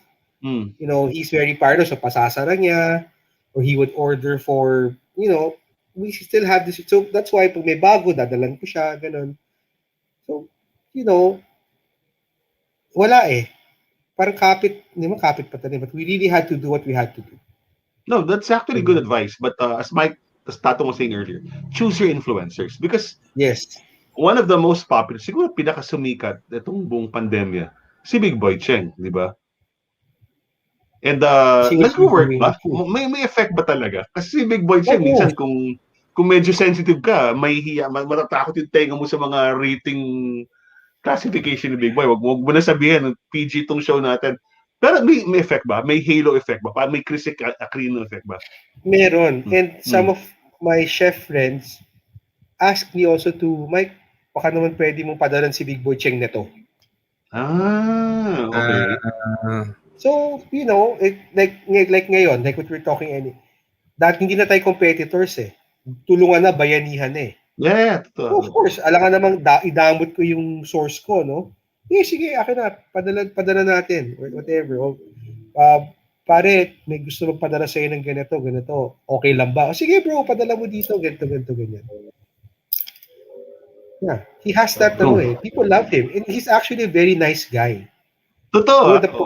The profanity good. is, it's there. He's a guy. He's a guy's guy. But he's actually very nice, easy to talk to, and very generous, and mabait siyang tao. Yun lang masasabi ko. Oh, good. And then, of course, we talked about Chef Reggie Aspiras earlier. So, Yes. what would be your advice as far as maintaining relations with people in the industry are concerned? Then I'll ask the same question to Myke, to Tatung. What's your secret? Like, ikaw, paano ka naging ma-PR, Myke? Pero yung kasi sa akin kasi siguro yung through the years yung mga ito yung difference. I think it's a generational thing. Ako pag kaibigan ko yung mga tao kasi ang dami kasi mga bagong chef, kilala ka lang pag may kailangan. Correct. Kami ni Anton, we rarely chat, pero kami ni Rachel, mga walang kwenta pinag-uusapan. Di ba totoo yan na you really have a personal relationship with people na hindi ka lang nagchichika kasi may kailangan kasi magpapa-PR ka. Di ba? Yun ang, at saka ramdam kasi ng media yan, ramdam din kasi ng influencers yan eh. Di ba? So, it's not about give and take. It's really having an authentic relationship that there is a connection, di ba? You have mutual respect. So I think it's about time that these young chef, restaurateurs, develop relationships with the people around them. No? So siguro kung ibang generation na yung mga taong around their generation, mas develop ng kanilang clout little by little. So eventually sila maging more influential, more powerful, more ganun. Pero develop that type of realness ba? I think that's what, kasi dito naman sa atin ngayon nag-uusap tayo, though hindi tayo nakikita, alam natin through the years we have been constant, di ba? Good times, bad times, mga sablay natin, mga palpak, we're able to talk about it without, di ba? Yung you're able to give me honest feedback. Oy, chef, yung parang ganito yung wala tayong issue kasi we're in it together eh. Di ba? Parang ganun yung feeling natin na we're part of this industry. Kaya nagtutulungan tayo. Hindi yung, di ba? Parang masyado na, I think because of that, kasi dati naman ang influencer really authentic yung because you like the stuff. Ngayon kasi because it's very transactional, nagiging iba na. So, pwede mo bang i-feature? Tulungan mo ako. Magkano? Ganun na yung usapan, di ba? Iba na siya. Di ba? Ano makukuha ko dyan? Ganun na yung usapan. Pero siguro for a generation, wala tayong kanya. Ang weird na parang nahihiya ka nga magsabi, mahihiya ka nga mag-offer, di ba? So siguro it's just a different culture now. Anton, let me ask you, because Anton was probably the first very big Filipino food blogger. Di ba? Kayo yan eh. Kayo ni Cousin Lori, sa Dessert Comes First, sila Franny. But you and Lori occupy a special place in the pantheon of Filipino food blogging. What would you advise influencers, since Tatung mentioned the topic? What would you advise them? Kasi hindi ka ganun nag-umpisa eh. But ngayon, sabi nga, the word that really strikes me is transactional. But naging transactional ba? Ikaw, what advice would you give, Anton, to influencers, writers, and sila naman, how do you build a relationship with a chef or restaurateur? Yeah. I think For me kasi, especially with the context of the pandemic now, there'll be a new set of skills that are needed. There will be new businesses in the new normal. So it's very important ano, to build your skills, no, as an influencer on different platforms. But focusing on what you do best. Very important with influencers now is to be you, no? So that's one. Second, it's a bit harder lang throughout the pandemic yung building relationship. But and that's why, there are other platforms, live streaming is one platform just to build relationship even hindi tayo nagkikita. Yung ano lang kasi, there's really a generation that was influenced by YouTubers or TikTokers that went into the platform because they want to make money. And I mean that was the same issue naman before, but now, lately Facebook, Google, all the social media platforms reported record all-time high record advertising money, and those money Really? goes to some influence. Yeah, all time. And they always publish, we earn this a lot of money, and then people get attracted to it. And hindi nila alam that you really have to build this relationship with people kasi, pangmatagalan kasi people think na it's just one-time thing, no? Especially now, for example, ang labanan ngayon is Gen Z versus millennials. Kasi the Gen Zs now, para sa feeling nila, they're the best, no? Just to clarify. So wala na tayo sa laban kasi Gen X tayo. Wala na tayo. Wala na. Iba na yung levels. Oh my God. Iba na yung levels natin. Parang bahala na kayo. So parang tayo nag-usap. But ang away ngayon in social media is Gen Z versus millennials. Kasi nga, Gen Z was Gen Z again? Anong age ang Gen Z ngayon? 21 below. Yan, mga nasa college. Sila yung mga hottest during that time, di ba? Pero ngayon yung Gen Z. So Gen Z is creating their own language, creating their own, kung sa millennials, ang labanan sa millennials is perfect view of your life. Yung Gen Z hindi, authenticity, di ba? That's one. And then TikTok is their language. And then, so, it's a whole generation. They're gaming, etc. And then, the millennials din kasi, throughout the pandemic, napansin nyo ba, lahat either nagpakasal, nabuntis, they're starting a family. So, nag-iba rin yung priorities nila in life. So, ganon. Yung mga Gen X, wala. Iba yung mga usapan dyan. No? Kasi it's a different group. The Philippines would probably have siguro 50% of our population is under the age of 24. So, those are Gen Z. Ang laki nun. That's a big population. So, here's my question. If I were a restaurateur or a chef, who should I target? Should I target who has the spending power? Who has the disposable income? Should I talk to Gen Z, millennials, Gen X, or boomers? No. So, what happened now, moving into the new normal, is the Gen X has a lot of the money, no? Kasi what happened during the pandemic is that the Gen X have budgets allotted for food and travel, which na-save nila. Na-save nila lahat yun throughout the pandemic, and they'll be saving it for the next 1.5 months, years, no? So, and the thing is, ang mga anak ng Gen X, Gen Z. So the Gen Z influences the Gen X. And yun, ganun yung circle. So it's a Gen X, Gen Z running the show. Although the Gen X have the money, the Gen Z has a lot of say, in terms of anong gusto nila kainin sa bahay, etc., etc. So your family is the best example because your kids are Gen Z, right? How old is Aidan now? 16. They're 16, on so perfect Gen Z. What influence do your kids have on your choice of what to order, where to go? Yeah. For us, basta sila ang nagre-review na in a sense ng mga food namin. Pag nasarapan sila sa burger. Kasi alam mo, the kids, it's either masarap o hindi masarap, di ba? Oo, totoo. Pag marami sa kanila na gusto nila yun. Actually, kami, so we have a policy na we post it on our Instagram feed if the kids like it, if the family likes it. Oh, see, If nobody so, likes it, I mean, we still feature it in IG story, but we yeah. don't post it. Oh. Kasi if our generation, Gen X likes it, and then Gen Z likes it, siguro, maraming people can relate to it. Kasi still food is relative, no? I mean, there are a lot of people would disagree with you, but at least, a big part of the Filipino generation would agree with some of the taste. Parang gano'n. So, what if you were from a marketing perspective, from a social media perspective, how would restaurants best market right now? Do I Okay. target the Gen X on Facebook, and what platform should I use? Okay,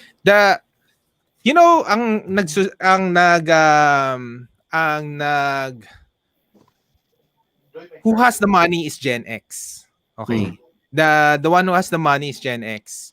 And Gen X is very loyal. Okay. And sila yung dapat targetin ng restaurants. And the thing is, the Gen X are loyalty ang labanan with Gen X eh. Loyalty ang labanan with Gen X. Once you get the loyalty of a Gen X, of a Gen X family, they tell it to their other Gen X friends, etc. And they order regularly from that store. Ngayon, yun. And then, especially if the Gen Z likes it, their kids like it, they will order it more. Kasi syempre, sikat na parent ka, di ba? Masarap yung food mo. Parang ganon. Yun lang, food quality and loyalty in Gen X. And medyo mahirap targetin yung Gen X because well, for one, okay, most of the time now the Gen X are in Instagram, of course, 'di ba? Nasa Instagram ka. Gen X?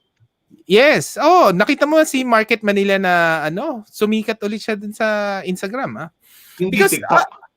hindi pa. The TikTok is for the Gen Z eh. The TikTok is for the Gen Z.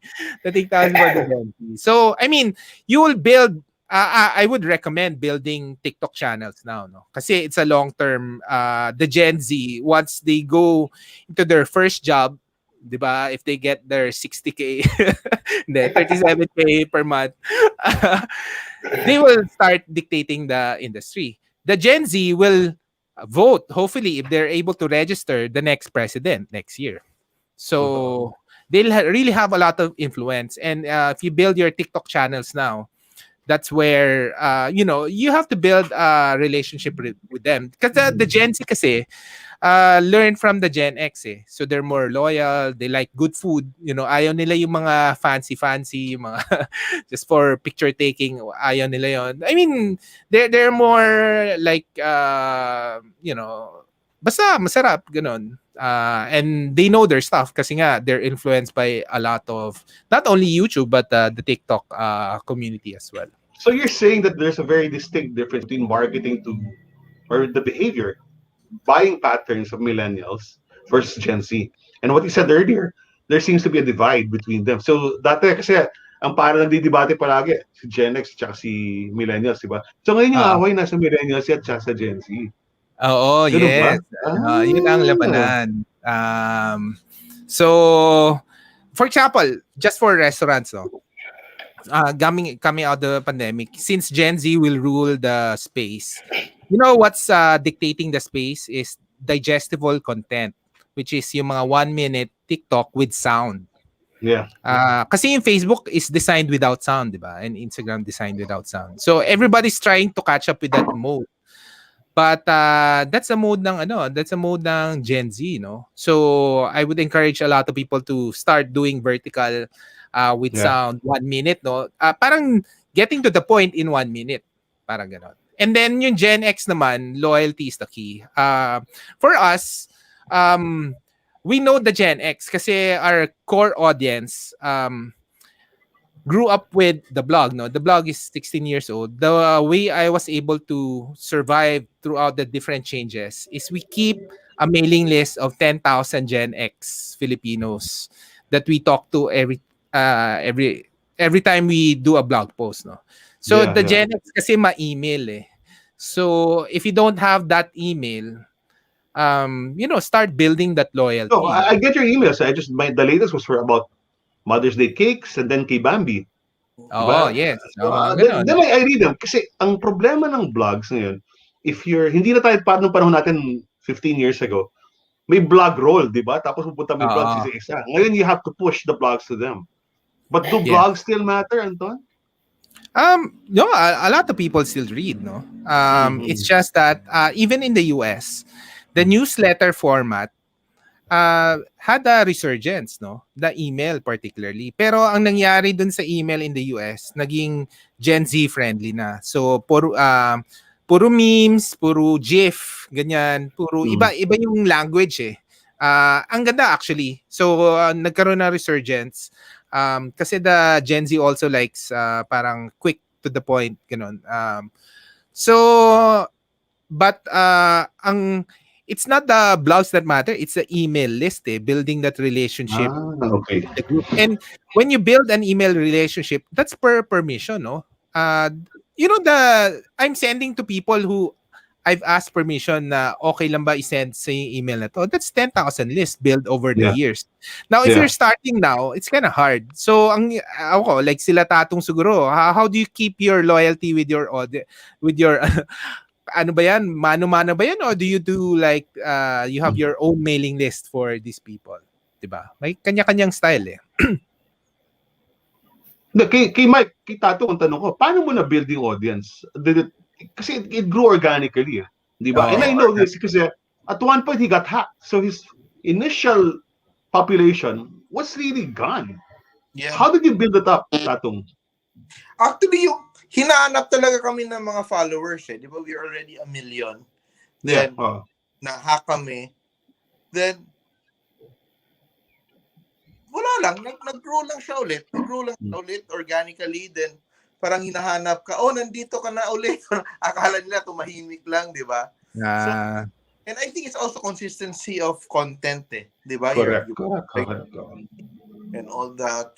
So, yun, we're okay. We're okay. For Pandan, Chef Tatung, how did you build your loyal audience there? Yung sa Pandan kasi, talaga alaga talaga sa customers eh.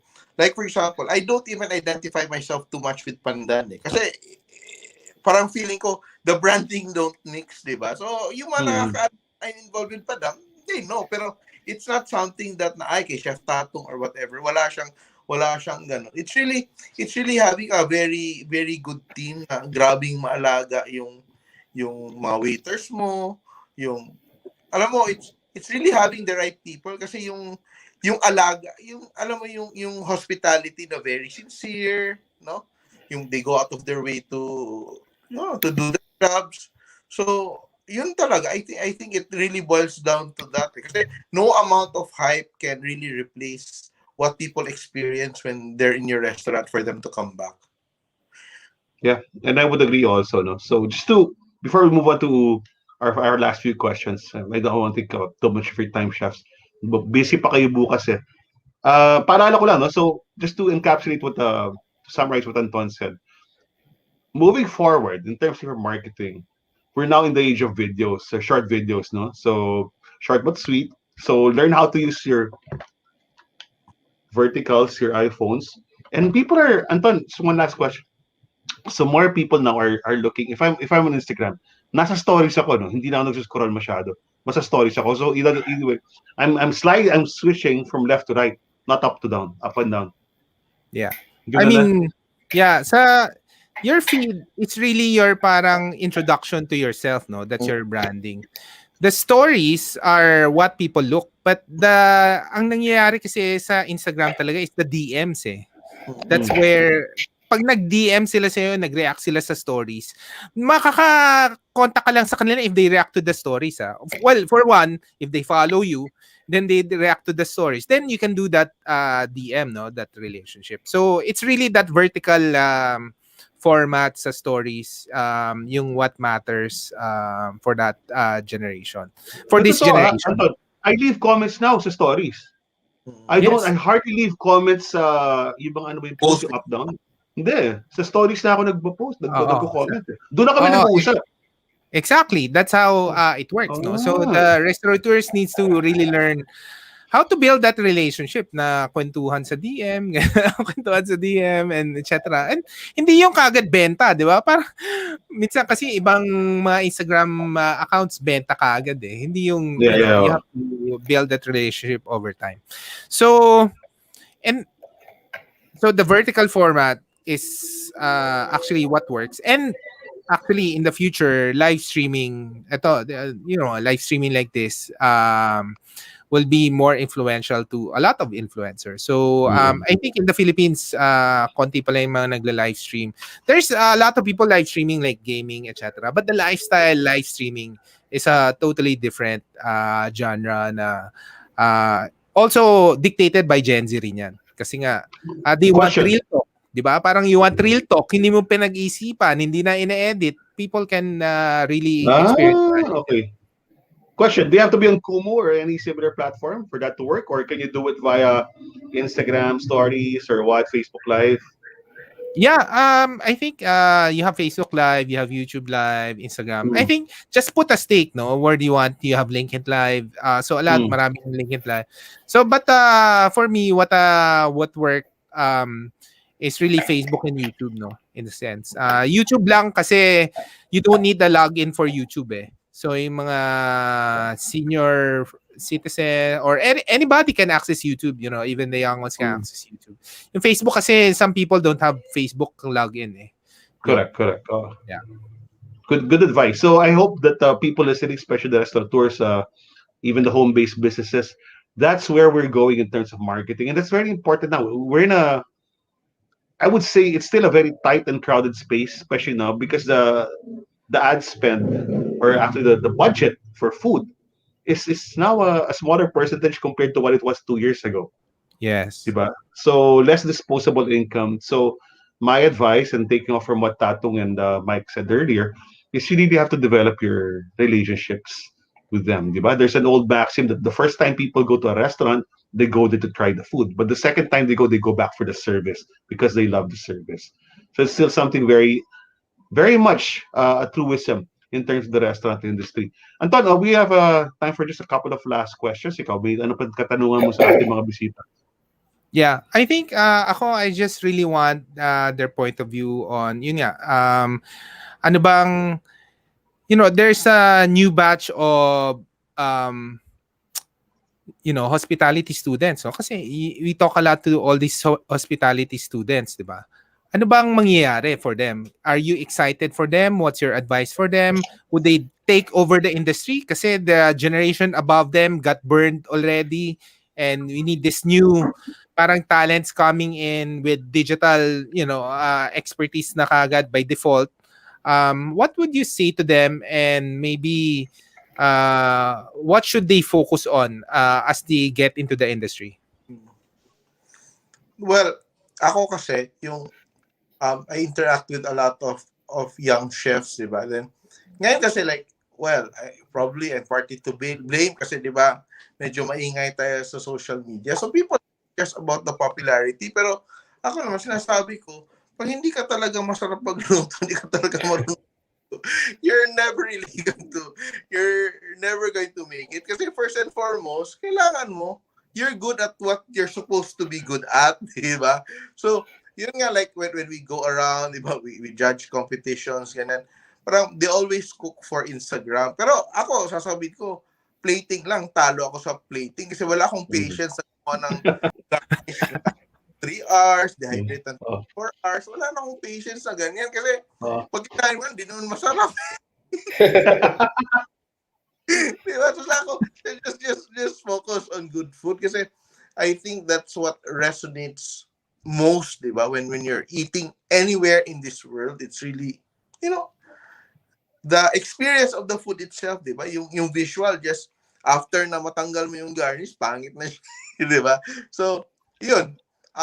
The new generation, if they catch on to that, hopefully, they'll be okay. Pero, I can't predict how they will, where they will take the industry in the future, kasi right now hindi natin alam, tayo na mismo na nandito, hindi natin alam, you know what's going to happen. So the new generation, probably they'll be able to create their own form of it, or interpretation of how things should be done. It's interesting. Tingnan natin ano yung mangyayari. Pero I can say na it's going to be good or bad. Open mind lang ako. Okay, Mike, one last question to Chef Mike, and then I'll throw it back to Tatung. What's your inspiration for new recipes? Kasi parang Nanka has been very dynamic in that basis, no? Parang nung una napakasimple, nung unang Nanka bago ko dumating, parang ano yan eh, it was like a hybrid of Nobu.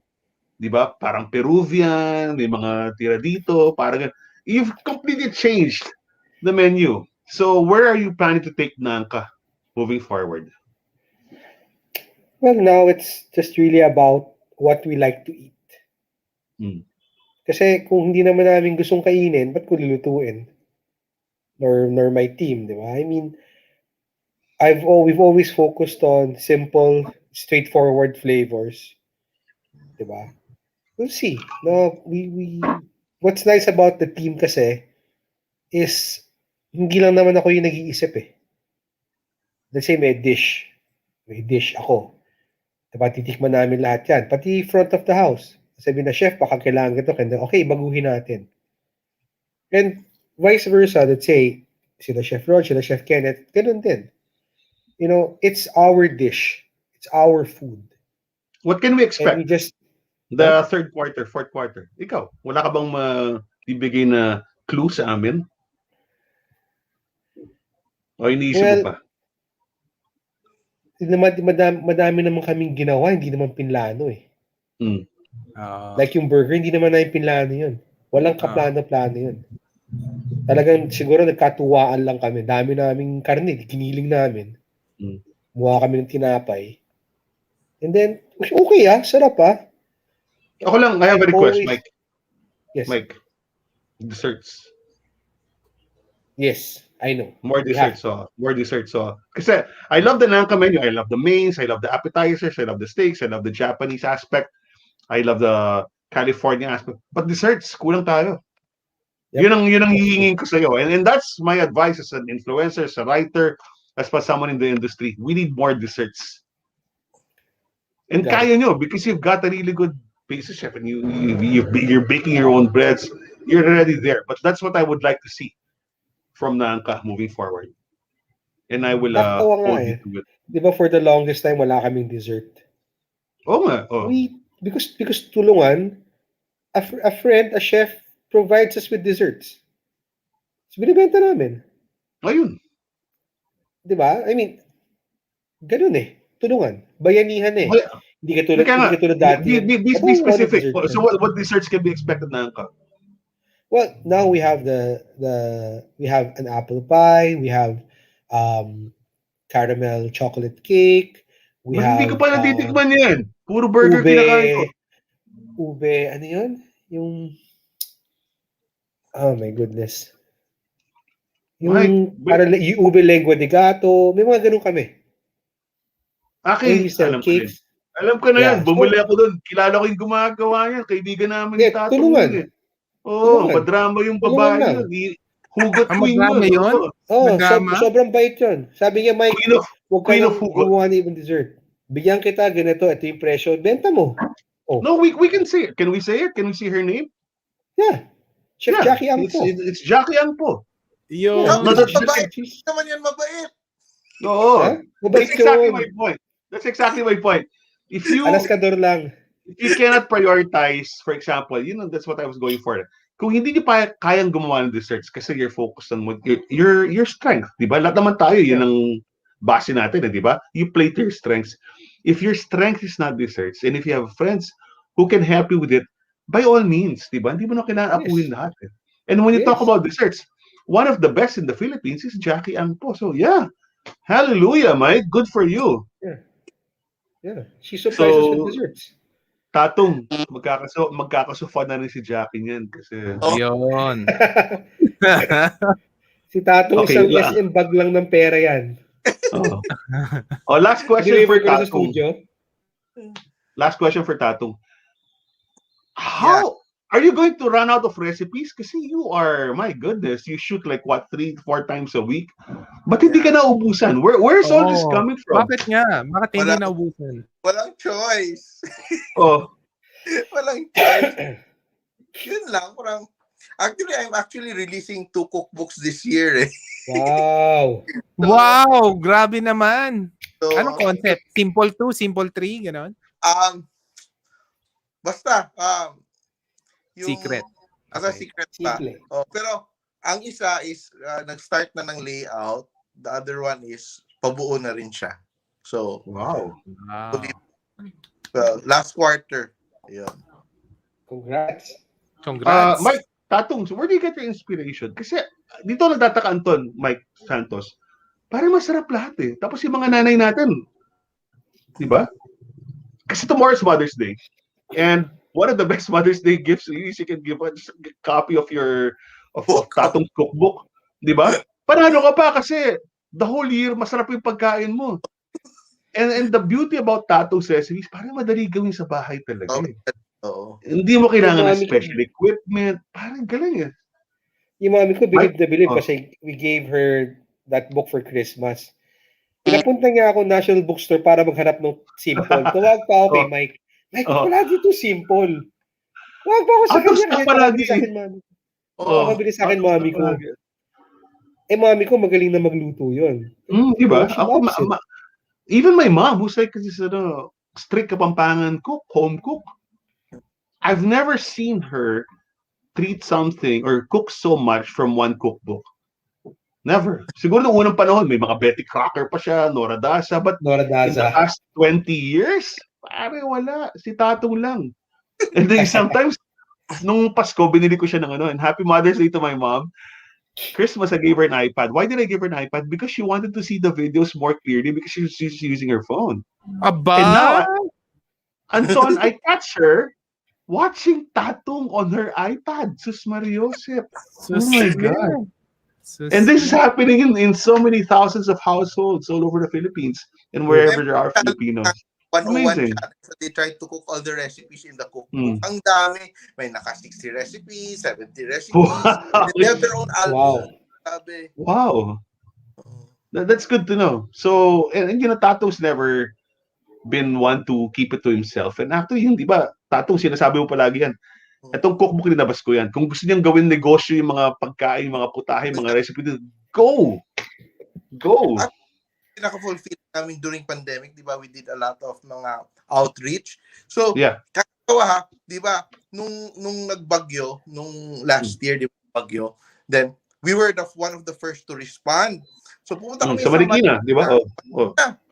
Would you believe na while bumabaha doon, nag-serve kami ng lugaw doon, may tumakbo sa bahay kasi kinuha yung libro niya, nagpapirma sa akin during the baha. Iba talaga. But congratulations, Myke. Galing. Thank you. Yan. Ako yun na lang. So, siguro to close, Anton, it'd be nice to ask them what advice they can give. What are your learnings the past 14 months, 15 months of the pandemic? Because you've obviously survived, and we're all in survival mode right now. But to a certain extent, you've also prospered because you've pivoted and you've modified your business. Myke, wait, younger Myke first. Myke, ikaw muna. Myke Santos. Then I'll close with Tatung. Anong advice mo bigay mo to your fellow restaurateurs? Huwag kayong matakot. If you have an idea, go with it muna. Try nyo. Diba? Make sure that you have a team na talagang laban katulad nyo. Like kami, I'm blessed with an awesome team. Yun lang, no? And take every day. Kasi dati yan, diba, pag sales, daily tinitignan mo yung sales mo. Tapos, minsan naging weekly. Ngayon, basta itong buwan na to, hindi kami negative, okay na kami. Diba? Kasi masisira ulo namin eh. Yeah, Kaya correct. wag kang matakot mag-try. Tsaka wag kang kupal sa iba, sa supplier, sa ibang restaurant, sa ibang kusinero, sa tao mo. Now's not the time. Diba? Now's not the time. Kaya yung mga influencers, huwag din kayong coop sa amin, ha? Diba? Kasi maraming gago sa inyo. Diba? Para tulungan lang, diba? Tulungan lang. Please, I think what Mike's trying, let's not take advantage of one another. Rather, let's all help one another. Very, very trying times. Si Chef Jackie wrote a nice piece on Facebook about these influencers that are bashing restaurants here and there. And, parang bakit? Bakit? Diba? Diba? We're all trying to make a buck. We're all trying to survive. Kung let's say nakakuha ka ng pagkain or ng burger na let's say medyo naipit, pasensya na. You don't have to go to your thousands of followers and di masarap yan. Diba? No, tsaka mali naman siya eh. Masarap siya eh. Unang-una, kung influencer ka, alam ko it's subjective, pero pare masarap eh. Diba? So, mali siya. It's not for everyone. So, No, I'm saying, mali siya. Ganun talaga. Mali siya. But, Mali siya. ganun talaga. Oo. And, kami, wala, okay lang. Oo. Laban. Diba? Oo. Alright. Kung tama ka, but be fair. Diba? Kung di mo nagustuhan, okay lang. Yeah. Diba? Pero try to keep it to yourself. Huwag ka munang manira. Yun nga sinabi ni Jackie eh. Pag medyo mag-normal na, sige, mag-bash ka. Pero ngayon, tulungan muna tayo. Kasi every peso counts eh. Every single check counts. Right? So, and if you've made a mistake, be the first one to admit, I'm sorry I made a mistake. I'm sorry, hindi na mauulit. Tapos. Diba? Hindi. Tsaka kung ikaw yung influencer, matuto kang rumekta. Huwag ka munang bumbulaga just for hits. That's all I'm saying. Yeah. Like what was Anton saying kanina. If we like it, we'll post it on our feed. If it okay lang sa stories. Wala naman siyang masamang sinabi. And Anton, I know for a fact, he would be the first to tell you, Chef, medyo may problema dito. That's true. Anton is very honest. And kami, we took it na, okay, I apologized, and we added 2 protocols na para hindi na maulit. And that's what we want. That transparency na, we're not God that can create perfect things. Hindi, tao lang kami. Tao kami Si Tatung creates perfect things. Iba yan eh. Sorry, may curfew na. 10 o'clock na curfew, nagwawangwang yung barangay sa labas. Mike, last question. Ikaw, anong mapapayo mo sa mga natutunan mo, naranasan mo ito nakaraan na taon, kalahati? Anong mabibigay mong payo sa ating mga kasama sa industriya? Ako naman, go lang ng go. Ay naman sa akin, di ba? Like, I was talking with my team a few days ago. Sabi ko, we could, pag-start ng pandemic, pwede naman nating sabihin na, ay, break muna tayo, mag-lie-low muna tayo because ganito. But we said, gawa natin ng paraan. Sige, let's do this. I have a book na hindi ko natapos. Tapusin natin to. Meron akong ganito. Tapusin natin to. Gawa natin ng paraan para buhay lang muna tayo, di ba? Let's not expect grand things. Basta buhay tayo. After this, we're surviving. We're okay. And I think that decision talaga na sometimes kasi in times of uncertainty, some people hindi na lalo gagalaw. Di ba? I think it's counterintuitive ba na ngayon, pabagsak ka na. Pabagsak na lahat. Hindi ka pa gagalaw. You're gonna sink, no? So ako, whatever can be done na survive, to keep moving, yun lang siya. Kasi once you lose your momentum, wala ka talaga. Like, Right. Like for example, what if naglaylo kami a year and a half ago? Siguro ngayon, hindi na ako makatayo ulit sa, di ba, yung negosyo mo, hindi na makatayo ulit, di ba? Yung influence mo sa market, nawala ka na. Ang dali, di ba? Na split second, you can just lose everything, then magi-give up ka pa. So sabi ko, hindi, tuloy-tuloy lang, di ba? You won't win all the time, no? You won't please people all the time. Pero I think also, ikaw mabash ka. The only reason na nabash kasi may ginawa ka, tingnan niyo yung mga tao na walang ginawa, hindi naman sila napansin. So I'd rather be bashed than people who have not achieved anything. Alam mo, mas madali kasi ko, ang dali naman mag-criticize. Ikaw nga gumawa. Di ba? The people who are about criticism are the people who have not done anything concrete. So for us creators, people who make something, who do good work, yun talaga yung risk natin, to be criticized, to be ridiculed, to be all that. Proof lang yan, may ginagawa tayo. So, bahala sila. Mainggit sila, bahala sila sa buhay nila. Laban, di ba? But that's Laban. it. Yeah, in very simple terms, ganun lang naman talaga di ba? Tama si Myke. Laban, di ba? Tapos, tama rin si Tatung, di ba? So, ano lang talaga, alagaan niyo yung tao niyo, continue your momentum, keep on working hard. I mean, at the end of the day, in this industry, all those who have made it and have lasted in the industry, wala namang pinagkaiba. Isa lang naman ang recipe dyan, di ba? So, maraming salamat. Anton, would you like to have some parting words for our handsome and our dashing celebrity chefs here? Oo. Thank you, Chef, for Chef Myke and Chef Myke for this awesome discussion. And talaga, laban, no? And one of the reasons we're doing this, kasi laban naman talaga eh. We have to fight for our industry. And tama rin. Ako, ang sasabi ko nga sa iyo, Spanky, 1.5 years talaga. 2022, 2023 pa nga talaga eh. And so, if you look at it that way, kailangan talagang laban. This is a marathon and we have to help each other. And, thank you so much for all the people watching on the live stream and most importantly on the replay.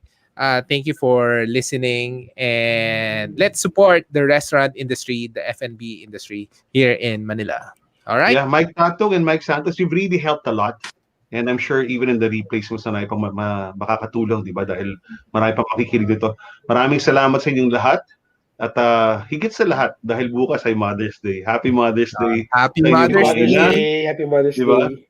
At saka, Happy Mother's Day. To my mom and my wife, Happy Mother's Day. Sa mga mother ng anak ko, mahal ko kayong lahat. Bye-bye. Bye. Bye, guys. Thank you. Good night. Good night.